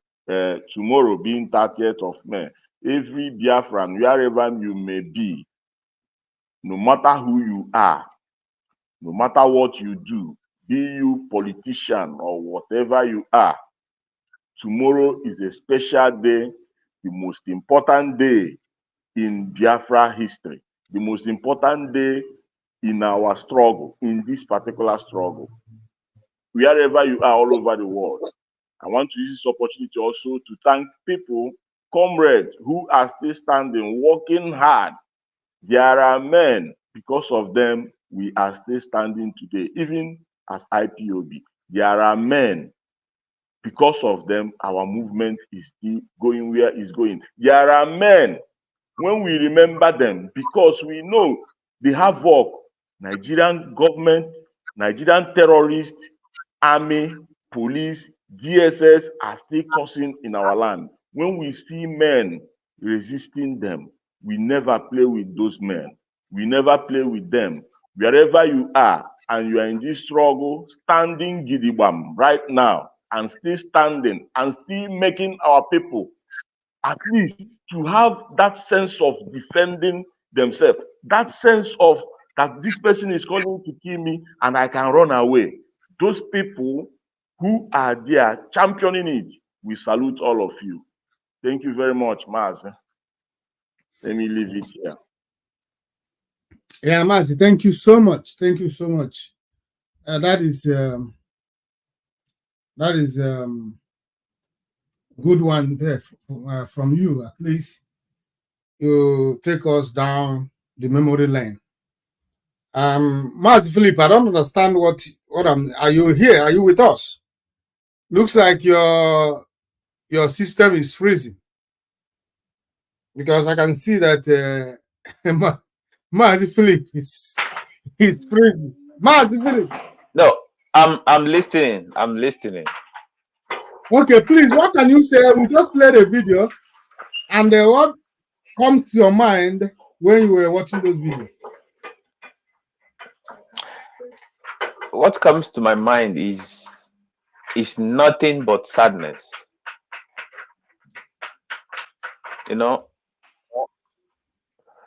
when we were young, we never saw these videos, you know. It was when we grew up we started seeing those videos on Facebook, because British government and Nigeria government in cohort have decided to destroy those materials. Mazi, I will surprise you today that you are surprised with this video you saw. Do you know how many videos? I'm just giving an example that if you can see this kind of video, just know that there are worse videos that has been destroyed. Because to make a people not to fight back, you have to destroy the evidence of the atrocity you did to them, so that the next generation will not be able to see it. Because nobody, no Biafran, no Igbo man sees a glimpse of that video you play that will not be angry. So in order for you not to be angry, they have to kill that video. So, and we are grateful for the people that made those videos available. Those are the people we must be grateful for. Because without them, we will not know what the Fulani and the British government and the Yoruba did to our people. We can only speak about it in family stories, and you know, sometimes stories doesn't really describe exactly what happened in an event. Because stories, some people can try to play it down or play it up, but when you are seeing these real videos, it is as if it brings to life the event that happened behind our back. You know, it brings it to life 100%. So this video we are seeing is real, and that is what Nigeria did to keep us with them because of our resources. And this video also should be a means for all Biafrans to put that anger in us, that we have a job to do. The job we have to do is to remember our heroes, to salute them, to mourn our dead, and to beat our chest and say never again. That we will never retreat, we will never surrender until victory is achieved. That is what we must always say in our mind. We will celebrate our heroes on 30th May, which is tomorrow, and we will watch these videos. We will keep those videos for our children to watch, and we will also say in our mind that we will never surrender, we will never retreat, and we will always tell our people and our fighters that never again will we be defenseless in our land, so that our enemy will never come again to do such to us. I want to use this opportunity to thank every freedom fighter in the forest of Biafra land, on the street of Biafra land, that it is you also that we are celebrating tomorrow. That whenever they come to kill us, it is you that is there to defend us, so that something like this will never happen anymore. We salute all of you, and we say kudos. More bullets to your gun, and more strength to your elbows. All hail Biafra. All hail Biafra. Thank you. All hail Biafra. Mazi, thank you so much, and good one. So now, Biafrans, those viewers, our line is now open for you to call in and contribute to this conversation going on here. The line to call is 0772740813. Let me repeat again, 072-7480-13. You can call in and make contribution. You watch the video and you've been following the conversation. So you call us, let us hear from you how you feel about the video we just showed you and how you feel about tomorrow being 30th May. You know, this evening, today it broke on the news. Peter Mbadi, Enugu State. You know, sometimes when I look at these people, I don't understand. I'm short of words. I'm short of words. The way these people that call themselves politicians reason. It is only Biafrans. It is only Biafrans that over 3 million people died, and there is no special day made official for the remembrance. In Zoological Republic, because of Abiola in 1993, every June 12th, there is holiday. It is to remember just one man. But over 3.5 million people perished. And the Nigerian government did not see it as necessary to separate a day to remember those who perish in that war. In their effort to try to, like Mazi Philip said, in their efforts to try to cover their atrocities. Because that is what it is. And I'm going to show you a video now for you to just let me just pay attention, because it's just from the beginning of this video. This is the person made this comment. Now listen to this video now, so you understand the reason the Zoological Republic is trying to suppress.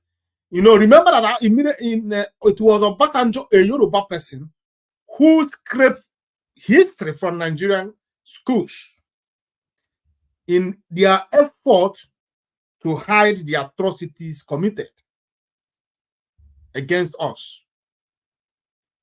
And it will grieve your heart. Why is it that even those in the power authority, corridor of power, like the politicians, why are they not pressing? They should be the ones in forefront. But today they are the ones who is fighting us. If not until Mazi Nnamdi Kanu and IPOB came, nobody talks about 30th May. Nobody. It was like a forgotten event. It was Mazi Nnamdi Kanu and IPOB who brought this thing back. And since that year to date, the elites in Igbo land are still fighting to see that it does not stand. But they are the ones who should be in the forefront to make it a day official in Nigeria. It worth it. Doesn't mean that those lives does not worth it. You look at the pictures, it's very, very painful. Now let me listen to this video now. Comrade, before you play that video, can I say something? Okay. You know, when your leader is selected for you instead of elected, this is what you see. You understand? Our leader used to say it that being old doesn't confer you wisdom. You know, because you can be old and stupid. Because stupid people grow old as well. So that is what is wrong with the leaders we have in our place. We don't have a leader. What we have are people imposed on us. Because sometimes the people that are supposed to know better,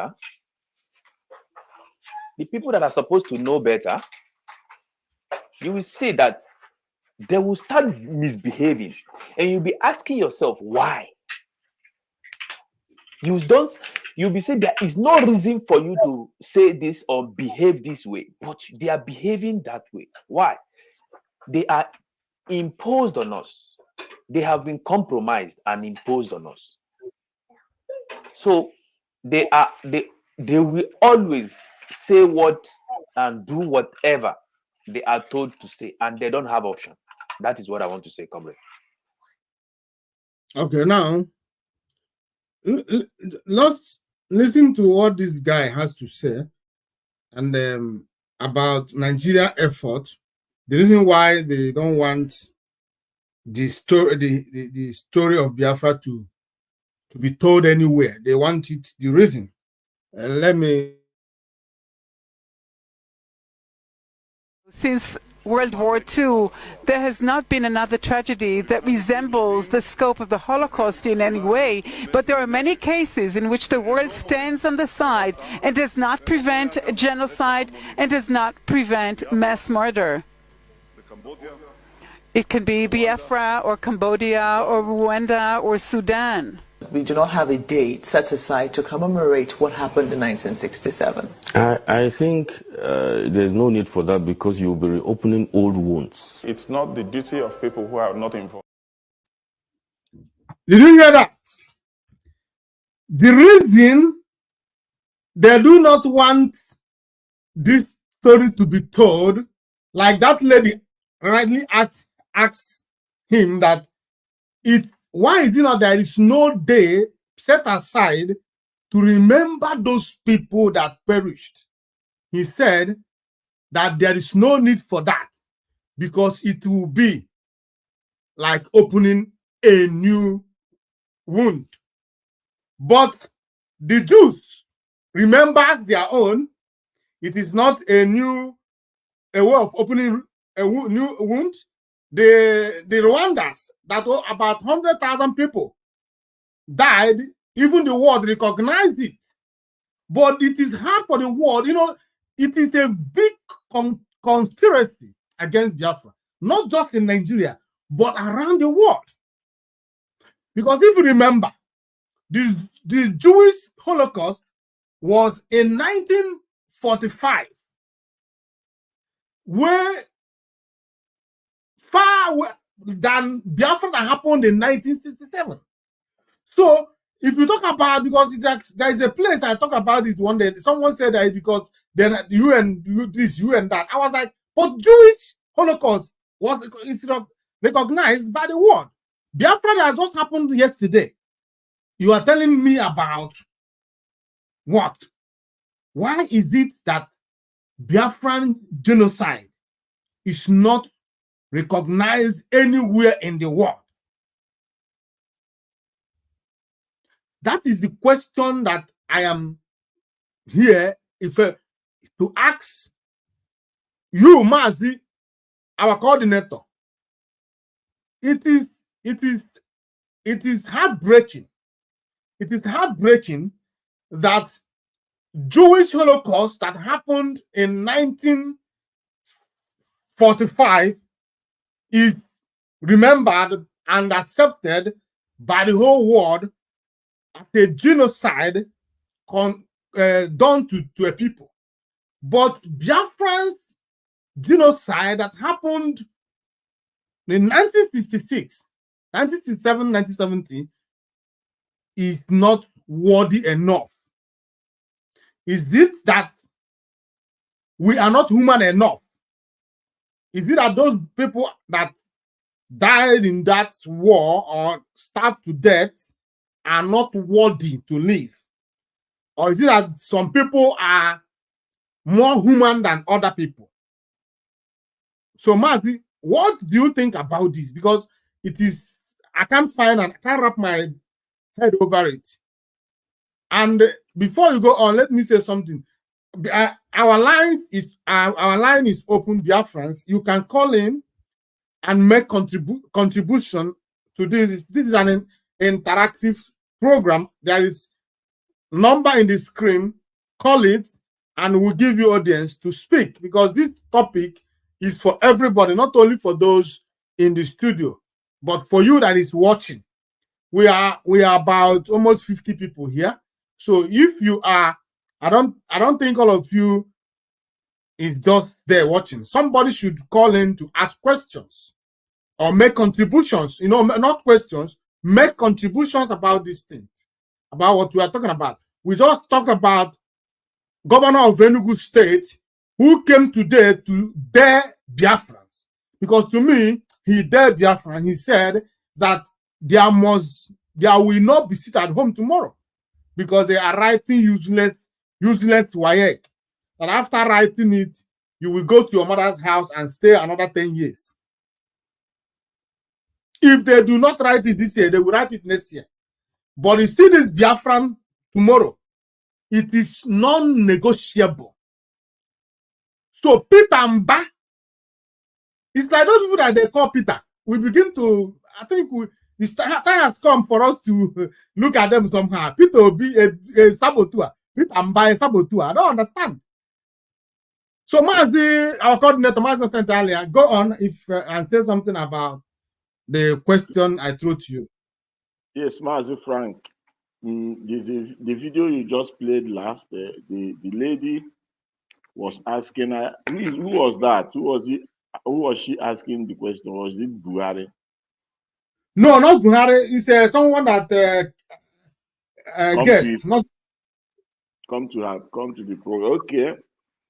The man, I don't know how these people we are dealing with, how they reason. He said he don't want to open old wound. They also were hiding history, removing history from their curriculum, so people will not hear it. I know the man is saying the opposite, because the only way to heal this wound is by speaking about it, treating it. Remember, that's why after the war, they have 3 R's. They call it 3 R's, which is reconciliation, reconstruction, and rehabilitation. These are the wars, 3 R's that was put out there after the war in order to just some countries, some men who were negotiating for Biafra, they put out this in order to bring back peace, to see how things can move on again. But remember that all these 3 are, none of them were carried out. Something like reconstruction, and it was stated clearly that the reconstruction will start from the highly affected areas, which is Biafra land that was destroyed beyond repair. The reconciliation, nothing was done. Even say now somebody, where we are in this country, somebody got raped, somebody was hijacked or attacked by armed robbers, or something hard happened to that person. First thing is to go for rehabilitation. You go for rehabilitation to rehabilitate the person, so that that person will come back. Because after the war, we were in shock. Our people were in shock. Both children, mother, grandfather, everybody was in shock. The best thing they needed that time was rehabilitation. And then you talk of reconciliation. I could remember in South Africa, it happened, which the person who was in charge of that committee, it was called Truth and Reconciliation Committee, if I'm not mistaken. The person that was heading it was Archbishop Desmond Tutu. And in this program, I watched most of them live, because during that time, they set it up in a way that you watch it on live TV, where they are doing that actual reconciliation. You see it happening, you see it working, and they make sure of it. All these were expected in the case of Biafra and Nigeria, but was never happened. They call even the people that kill most, the people that were feared most during this apartheid time, the people that killed a lot of black people here in South Africa, the people in the apartheid regime, apartheid police, apartheid soldiers as of then. Most of them were notorious. They were known. Do you know what happened in this reconciliation? They had to call all of them in one by one. They had to come and explain. They faced the family of the people they killed. And after that, it brought a lot of reconcilement. So it fit in that purpose, even though maybe it was not done extensively, but it was done. Now, in our case, it was not done. That is why in my earlier speech, I said that the world is owing us too much. With the video you played, where the Prime Minister of Israel, Benjamin Netanyahu, was saying that they suffered Holocaust. And it's not only them, because that time they also believed that during the Holocaust, the world left them to die. Now, he is saying in this video that you played that it's not only in Israel that the world was seeing things happening, genocide being committed, and they kept quiet. And he used Biafra immediately as #1 reference. So the world is owing us a lot. You know why? They were there watching our children, our brothers, our men, everybody being killed, and they did nothing. Now, this is the time to make an amend from the world, from everything that was made wrong that time should be made right now, because we are now in the verge of declaring Biafra. We are declaring Biafra, and we are now on the verge of getting our freedom. This is when we need the whole world to come out and support the freedom of Biafra, to amend the chaos, the genocide they helped Nigeria to commit in 1967 to 70, and up to today still committing. Thank you, Master. Yeah. Mazi, thank you so much. You are welcome. You made the most important submission here. Mazi Philip, I think I want to know the silence of the world in this issue of Biafra genocide. Now, let us talk about it. Do you think that there is more to it than eyes can see? Because I don't know the reason why people will be murdered in mass. Everybody keep silent, quiet, look the other way, and went ahead to recognize even lesser genocide. We talk about Rwanda genocide, that about 100 and something thousand people, 100,000 people died. But Biafrans we're talking about over 4 million, close to 4 million people. Man, our coordinator said it's even more. So, man, do you think there is something more than eyes can see in this issue of Biafra? Are you talking to me, comrade? Yes, Master Philip. Yeah.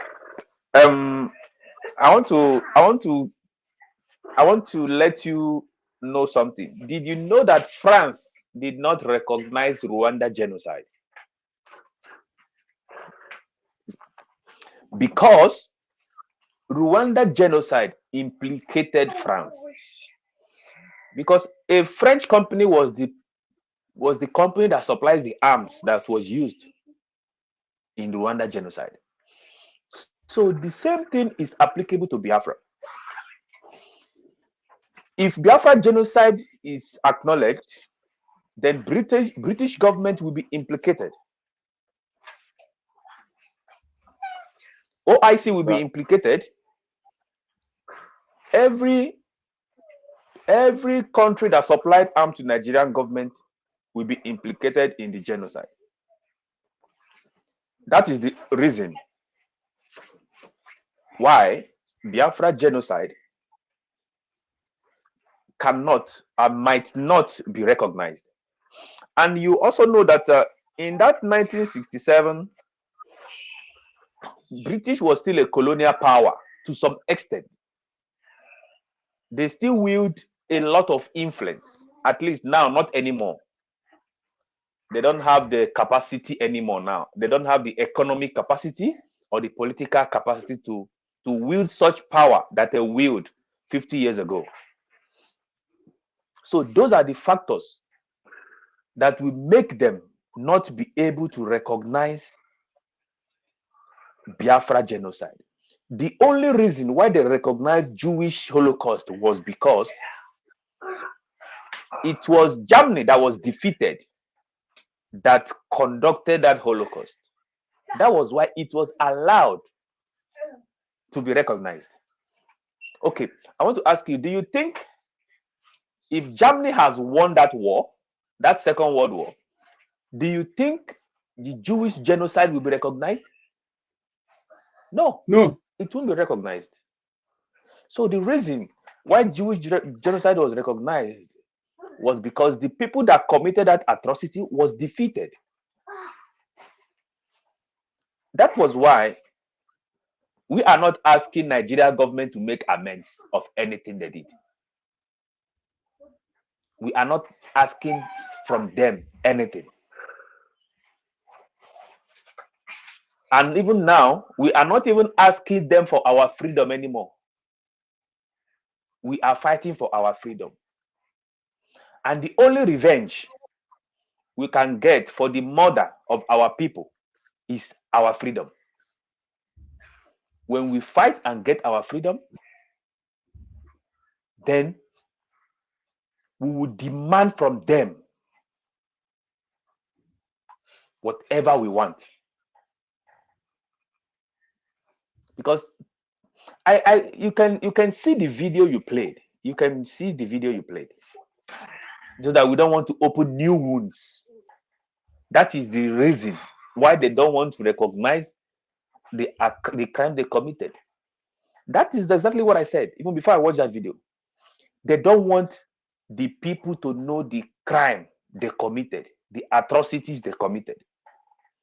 That is the only reason why. So the only way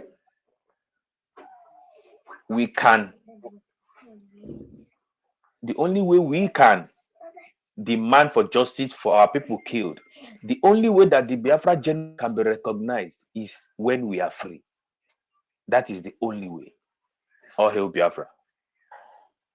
Yeah, thank you. I can see that nobody is calling, and we're going to, tomorrow is going to be a very busy day for every one of us because of 30th May, and we are going to be live.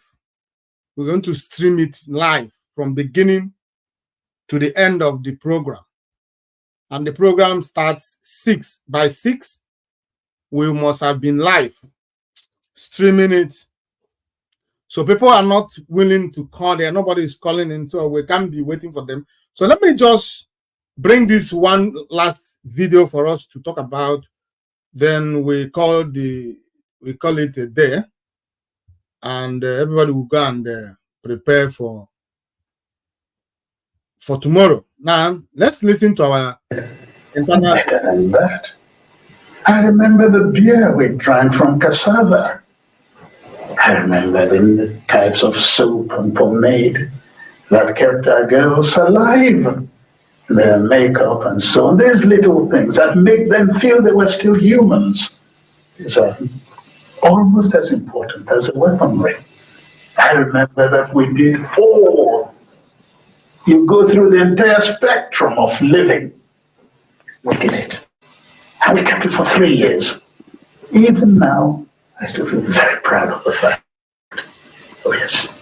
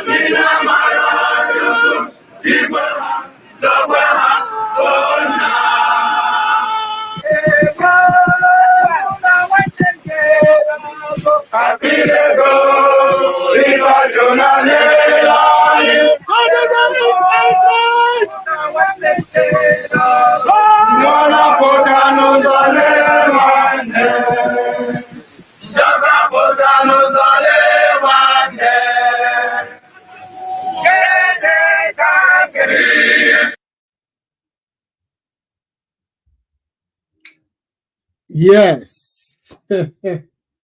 Yes, this is it. That is it. Now, looking at these guys, these are the people we are remembering. Anybody that tells you otherwise, his head, something to look at these guys, how determined. When you look at them, there is goose pimple all over your body. You look at how determined, without gun, what you see them handling there is not real gun. But they are determined to fight till the last. Ojukwu made a comment. He said, I have never regretted fighting that war. That is the decision, every one of us. That is the spirit. Nobody should regret anything. We have never regretted it before. We will never regret it today. And not even tomorrow. And if the opportunity comes again, we are going to do more than we did. That is why we are Biafrans. We are lions. We are not afraid of war. We are not afraid of death. We die standing on our feet. We don't live on our nails. That is who we are. These people that you just watch here now, they are the people we are going to remember tomorrow. They are the people that fought for us to be here. Without them, we may not be here today. So we dare it and back to do otherwise. So, Mazi, we are coming to the end of this program. So, Mazi, our coordinator, Mazi sent earlier, watching this little clip, this parade with that, because we sing, when we sing this song, we sing all these things, we sing those songs, but we were not able to bring that spirit just like now when we watch them. sing it in reality. These are the people. Did you hear? You can hear the bass. You can hear the determination. You can hear the horror in their tones, in their voices. So now, listening to that video, what do you think that we, the current generation of Biafra, should do going forward? Mazi Frank, Mazi Philip, Biafrans all over the world. Since my adult age, when we were growing up till we grew up, left Biafra land for safety. Because I will say that every Biafra man or woman you saw or you see where you are, is not just there, because nobody would like to leave his home, especially home that is as sweet as Biafra land, and go to somewhere where he's suffering, where he's being killed sometimes. Nobody would like to do that. So the suffering have continued. With this clip we watched, I was even singing along, and we love this song in here in Western Cape a lot. It's our memory song, we love it. What happened, Mazi Frank? Yeah. Seeing them singing this song, and when our leader came, just like you said earlier, nobody have ever remembered our hero. Our leader said that that Biafra is the only people that lost over millions of people, and there's no stone anywhere to remember them. I'm quoting Nnamdi Kanu, our leader now. We are the only people who lost millions, and there's no stone anywhere to remember them. He used to call it stone. I didn't know. Now, when you watch, every year, Russia, USA, China, here, South Africa, here. In fact, everywhere, they remember their fallen heroes. They always, every year, they always do that. All the presidents of America, every year, you see them remembering their heroes, and they make it in a big way, honoring them, and you see the smile in the faces of the veterans around there. Now, in our own case, it has never been done. It has never done till our leader, Mazi Nnamdi Kanu, showed up. And things has never remained the same.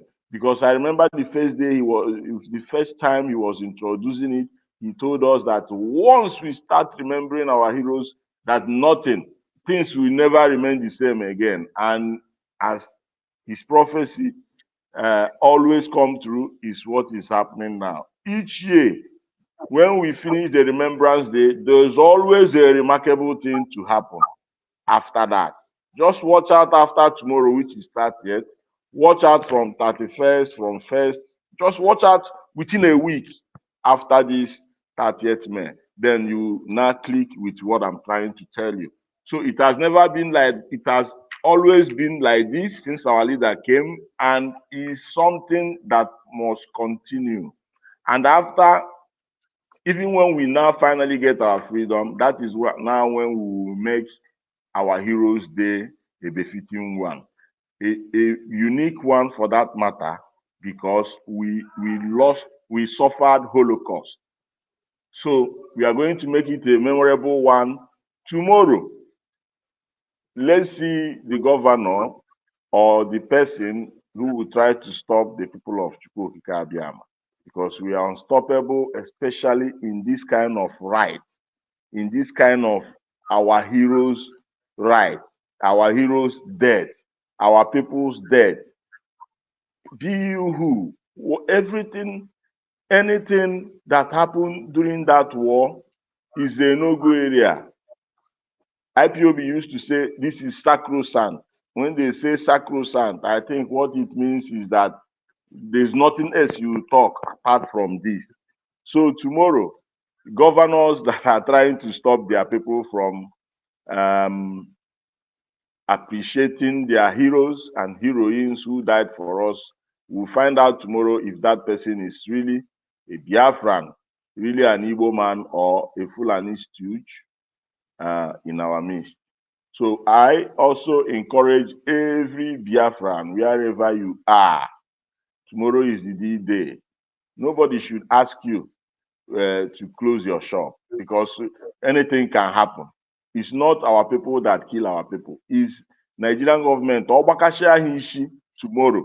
Otunushi, Oteishine celebrate heroes. I have male free. So Okaragema, Oro Namboge, Nanom na Biafra land, or even diaspora. Many people I know will not go anywhere. Even here in diaspora, people are planning 30th May for over 1 week now, 2 weeks, they have been planning. On a Tunde Madora, on an Abinde Madoro in different ways. People who are making it happen. It got their time. So it's not the first one. I'm encouraging everybody in Biafra land. Everybody and there's a thing of joy. And we have introduced it in Biafra. And that is how it's going to be. Be you who, onyishi ndo hanezo, onyishi nke ọwụla ewu, ndị market, onye ọwụla, mmadụ need ịgwa gị agwa. So tomorrow, make sure you do the needful wherever you are. Thank you, Mazi Frank. No, Mazi, you know, when it says something is sacrosanct, it simply means that that thing is sacred and holy, not to be joked with. To you, it is sacred. Tomorrow is sacred and a holy day for us. That is why we said it's sacrosanct. That is exactly what tomorrow is to Biafrans. And when Biafra comes, we will make it very, very official in the calendar of Biafra. 30th May will always be a very integral part of us for the eternity and after eternity. That is how it is. So, Mazi Philip, please, you watch that video. When I was watching that video, I was feeling goose pimples because I look at those people, I look at the face of those people, look at their faces, I look at how determined they are, and I look at and listen to the sound, the lyrics, and I felt overwhelmed. You know, I felt overwhelmed. So let us know, how do you feel watching that video? First of all, my comrade, I felt, number one, proud to be a Biafran. I feel proud to be a Biafran. At least in the history of that enclave, there have never been a people that have the mind and the might to be able to defend themselves the way we did. Secondly, what I saw in that video is I saw desperation, I saw determination of a people to live and to defend their fatherland, even with nothing. They march. I read the history of the Battle of Stalingrad during the Second World War. Do you know that there were Russian soldiers that didn't have a shoe, that didn't have guns? What they do is they go to the war front. If one of the soldiers dies, they take the gun and continue moving. I think we have Biafrans. The Biafrans of the 1967 have showed themselves worthy to be called a man. And I wish that we can be so dedicated, so strong, believing that we will get this thing. You know, if you go on Twitter, you will see that some people have made this 30th May a partisan issue between autopilot and DOS. You know, so that made me so sad because they are making the death of our people, the genocide of our people, a political issue that can be dragged from left to right, fighting for what I don't know about. At least there should be a boundary. There should be something that, yes, this is a no-go zone. Nobody must drag this thing politically in order to get followers or to try to, you know, say that this is divide people. So it is very abhorrent, you know. You see, comrade, I will be honest with you, all the people you saw in that video, most of them are not up to our age now. Yeah, of course, of course. Most of them are not up to our age now. But you can see how dedicated they are. They left everything behind. They left everything behind to fight. Nobody grumbles. Some of them don't even have shoes. You know? But today, when you tell an IPOB member that has a house, that eats 3 square meals a day, that has a car to come to meeting, you will see that some of them will be missing. We are not telling you now to come and take a gun and fight. We are telling you to come for a meeting so that we can at least bring our head together, bring our finance together to fight for this, our freedom. But you will see some people will be found missing, you know. But here you play the video of a people that left their farm work.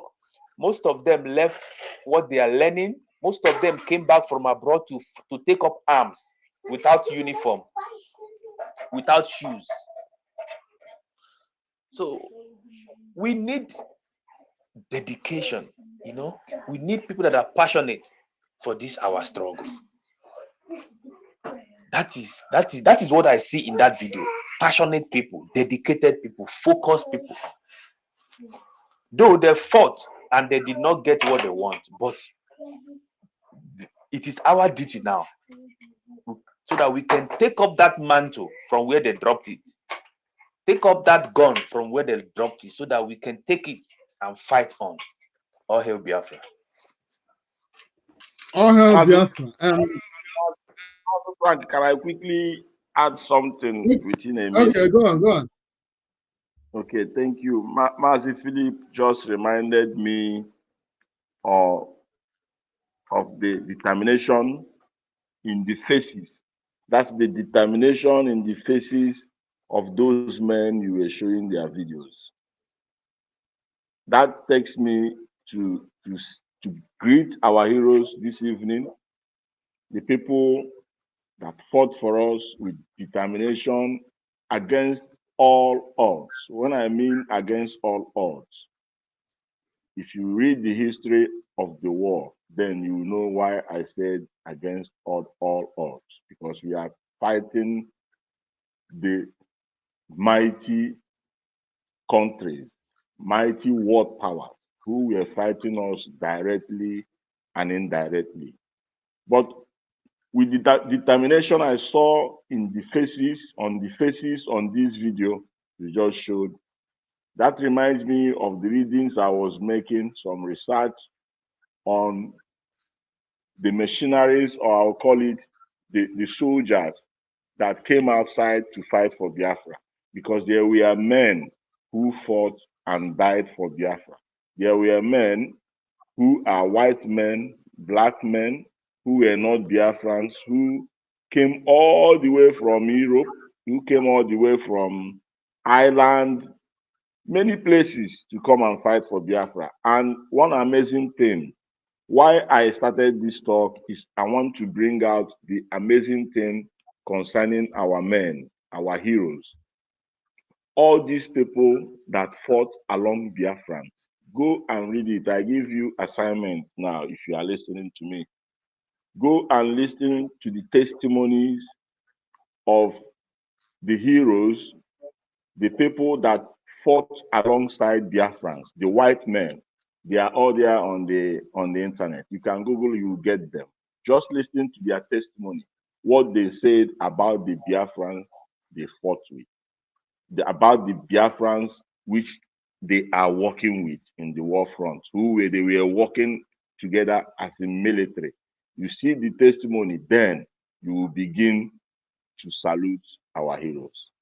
Thank you very much, Mazi Frank, Mazi Philip. Yes. Mazi, you want to say something? Mazi Philip, do you want to say something? Okay. Now, talking about determination and comparing the Biafrans of 1967 and Biafrans of today, you'll be disappointed. You know, some of them talked about, oh, Mazi Kano is arrested, so to your tent, oh Israel. You call for meeting, they do not come. You have not told them to carry gun, just come to meeting. They are nowhere to be found. All of them has run away. Now, you ask yourself, are these people really the descendants of those people? Let me show you a video here. Let me show you before we conclude this program.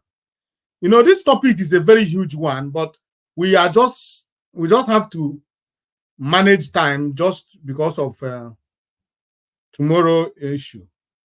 Now, watch this video.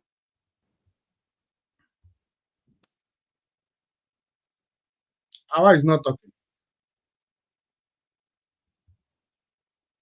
It doesn't have a volume. Why? Okay, it doesn't have a volume, but I don't know why. But look at this. These are children. These are children. Look at them. Look at these kids who were ready to defend their land. Look at them. Look at them. Look at this one. It's not even up to 6 years. But look at how he's handling that thing. Ready, even at this age. These are supposedly the people that gave birth to us. Do you think we have moral stand to be addressed as their children, as their offspring? Look at him. Look at him. Look at him. This is not up to 10 years. Most of them came here willingly to defend Biafra land. Today, what do we have? Cowards, gossips. They are good in Igbo.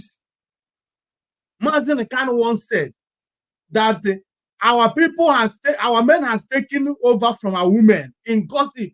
Our men are now gossiping in place of our women. Look at children. Look at it. But today, you can see what happened today. I opened the line for people to call in and make contribution. Nobody is willing to do so. Nobody. Just the simplest thing to do, call in the program, make contribution, tell us what you know or what you understand about Biafra.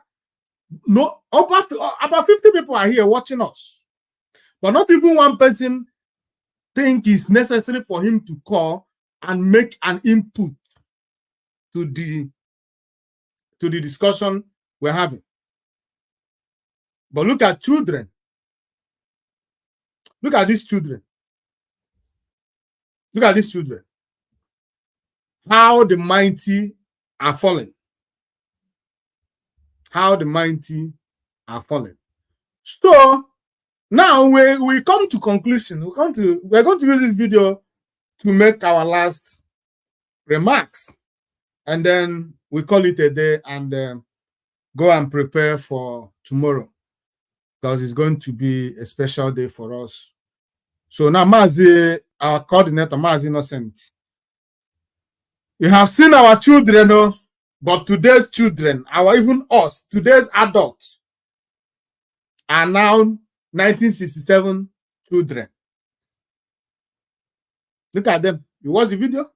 Now make closing remarks with the video so we can wrap up this program and go and rest. You can go on. My final word to Biafrans. Tomorrow is our day, is our D-Day. People in homeland, our new state in Biafra, please adhere to instructions given to you. 30th May remains 30th May. We must honor our heroes. We must honor them. Nobody has to tell you to do that. Mas, even this video you play now, there's many videos that we have not come across, just like Mazi Philip said, that there is too much. These videos, they make you, these are children, they are fed up. I think towards the end of the war, towards the end of the war, now Ojukwu was calling on the boys, able-bodied, now to come in and defend Biafra land. So even the children, instead of dying in camps with kwashoko, hunger, what is the best thing for you to do? It's best you go on that front. There's no escape route. There's no other way. You don't have a choice.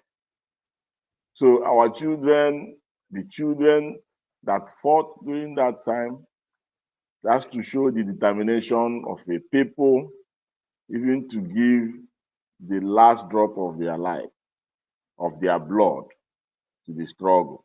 I salute them. Many of them didn't survive that war. I'm sure it's the situation. I'm sure it's what happened. Many of them will not survive that war because that little training you see them doing with sticks. From that training, 1 month, 2 weeks, 3 months, they are in the war front already fighting. And these boys you saw on this video ask questions. They do a lot of damages to the Zoo government, to the Nigerian terrorist state as of then. Ojukwu boy, Ojukwu young boys, they were tough. They were tough. They fear nothing. They fear no death, as you can see it in their eyes. And their trainer, the person who is training them, you see him, how he's handling them. So I salute them. In fact, somebody like me, I believe that I died in that war and now come back. I believe I died because sometimes when all these videos are playing, I feel like, I don't know if you understand what I'm trying to say. I feel like I feel like I'm recollecting that I was there, if I'm seeing the video, I don't see these videos as I'm seeing it now. When I'm watching them, I feel like I was there. I feel like I was there. So I believe I died in that war, and now today, here I am fighting for the second time. So, Maz, in my departing word to Biafrans all over the world, you must remain resolute. We cannot leave this struggle halfway. Never, never. Wherever you are, come out. Let's pursue this freedom. And we have already said it. We've always said it. In IPOB, we are under oath. And anybody who entered this struggle knows that there's no going back. We swear that even if this struggle take us another 50 years, that we are not going to stop. Because after 1970, the war continued, but we stopped. The war continued, but on our side, generally, we stopped, cutting off more than 20 to 30 years from the struggle, which will never happen again. So I encourage Biafrans all over the world, wherever you are watching us, thank you for joining us. Please patronize this page. This page, we are not here to make money on our page. We are here purely solely to preach and propagate Biafra freedom. That's all. And we don't care who you are. We don't discriminate. We are going to say it here. Those people you call autopilot, they are all IPOB members. Those people you call, I will not say those people you call, I will say those Biafra government in exile with the leader, the prime minister there. They are all IPOB members. They are all the children and the products of Mazi Nnamdi Kanu. We can never go against anybody fighting assiduously to make sure that Biafra is free. We from Western Cape can never, and you can never persuade us to speak against somebody who God has blessed. Our leader, Mazi Nnamdi Kanu, our prayer and thoughts is with you. God will protect you wherever you are. He have already assigned you this job, and that job will happen. Even where you are, there is nothing difficult for God to do. There is nothing difficult for Chukwuka Abiyama to do. He knows everything. He knows why you are there. He knows why they are breaking the whole laws to keep you. He knows why he's leaving it the way it is. Biafra, remain resolute. Thank you very much. Thank you, Mazi. Mazi, please, with reference to the last video, make your conclusion, your submission, final submission, so we can end it. Yeah, I think on the last video we have spoken about it, and what I want to say again is what our provincial coordinator said. I think what some people in this struggle have not realized is that the struggle has turned from one organization struggle to multi-organizational struggle.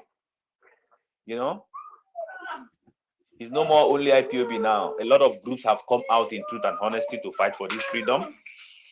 But one thing we must know is that they are all a product of IPOB, and we are all Biafrans. Autopilot, whichever one you want to call it, to divide us. You want to call names to divide people. We are all Biafrans, and they are all a product of IPOB. So we must stop the division. We must stop backbiting and sabotaging and saboteuring. We must stop and focus on freedom fighting. All hail Biafra. All hail Biafra. My people, I thank you. I thank you guys for my comrades.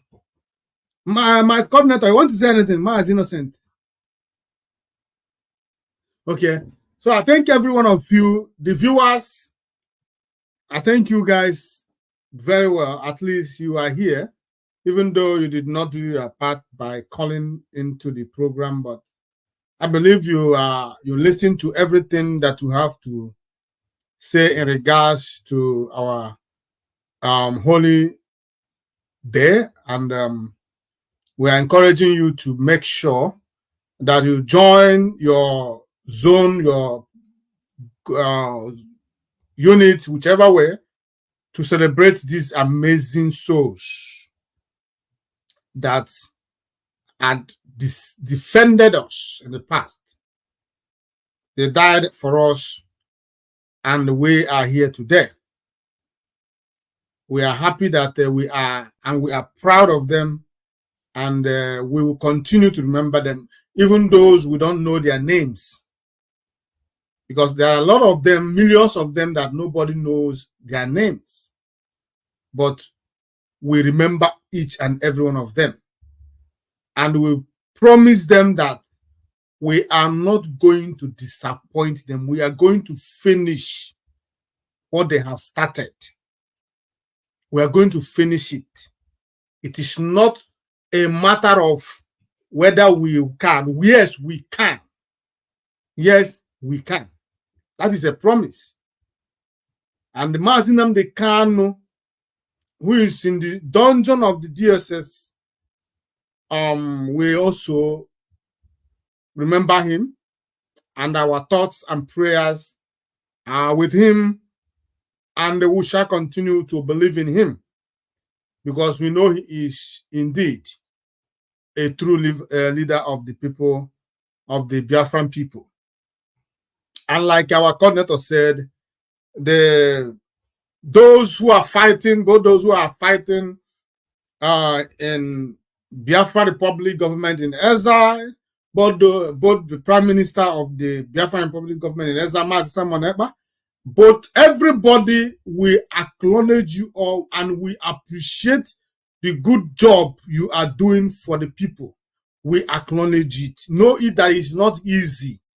Nobody said it's going to be easy, but it is doable. We are doing it. All we ask for is unity. All we ask for is unity. And I know that if we can come together in unity, we will make our journey easy. So I thank each and every one of you comrades that have seated back to listen to us this evening. We appreciate you, and we are highly, highly honored by your sacrifices, because it is your data that you use to watch us. We acknowledge, we appreciate you, and we say thank you for your time well spent in this platform. And remember that this is IPOB Western Cape Media TV. Remember that we'll be coming back again tomorrow.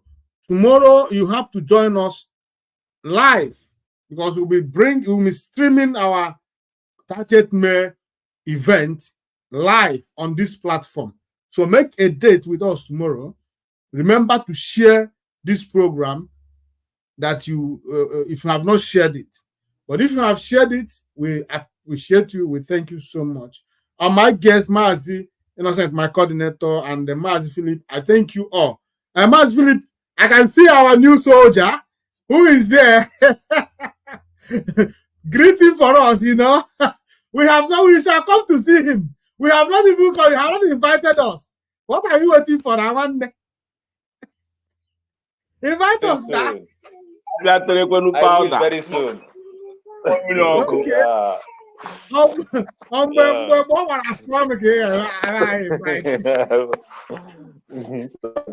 Okay. Thank you guys so much. Biafrans, thank you, and God bless you all. From us, from here, it is good night.